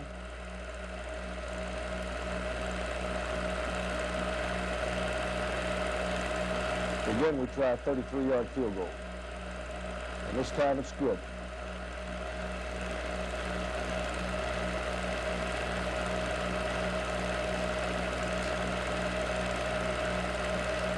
Real fine interception by Dave Elmendorf. Well, we're going to have to call a halt a minute if we can, Coach, because of that fine interception of Elmendorf. There's one way. The Rams had the breaks at times, but it was just one of those things of not being able to capitalize. That's what it really was. We turned the ball over, and then we had drives going, and then we missed field goals, and it was just a question everything of just a little short. Just one of those games.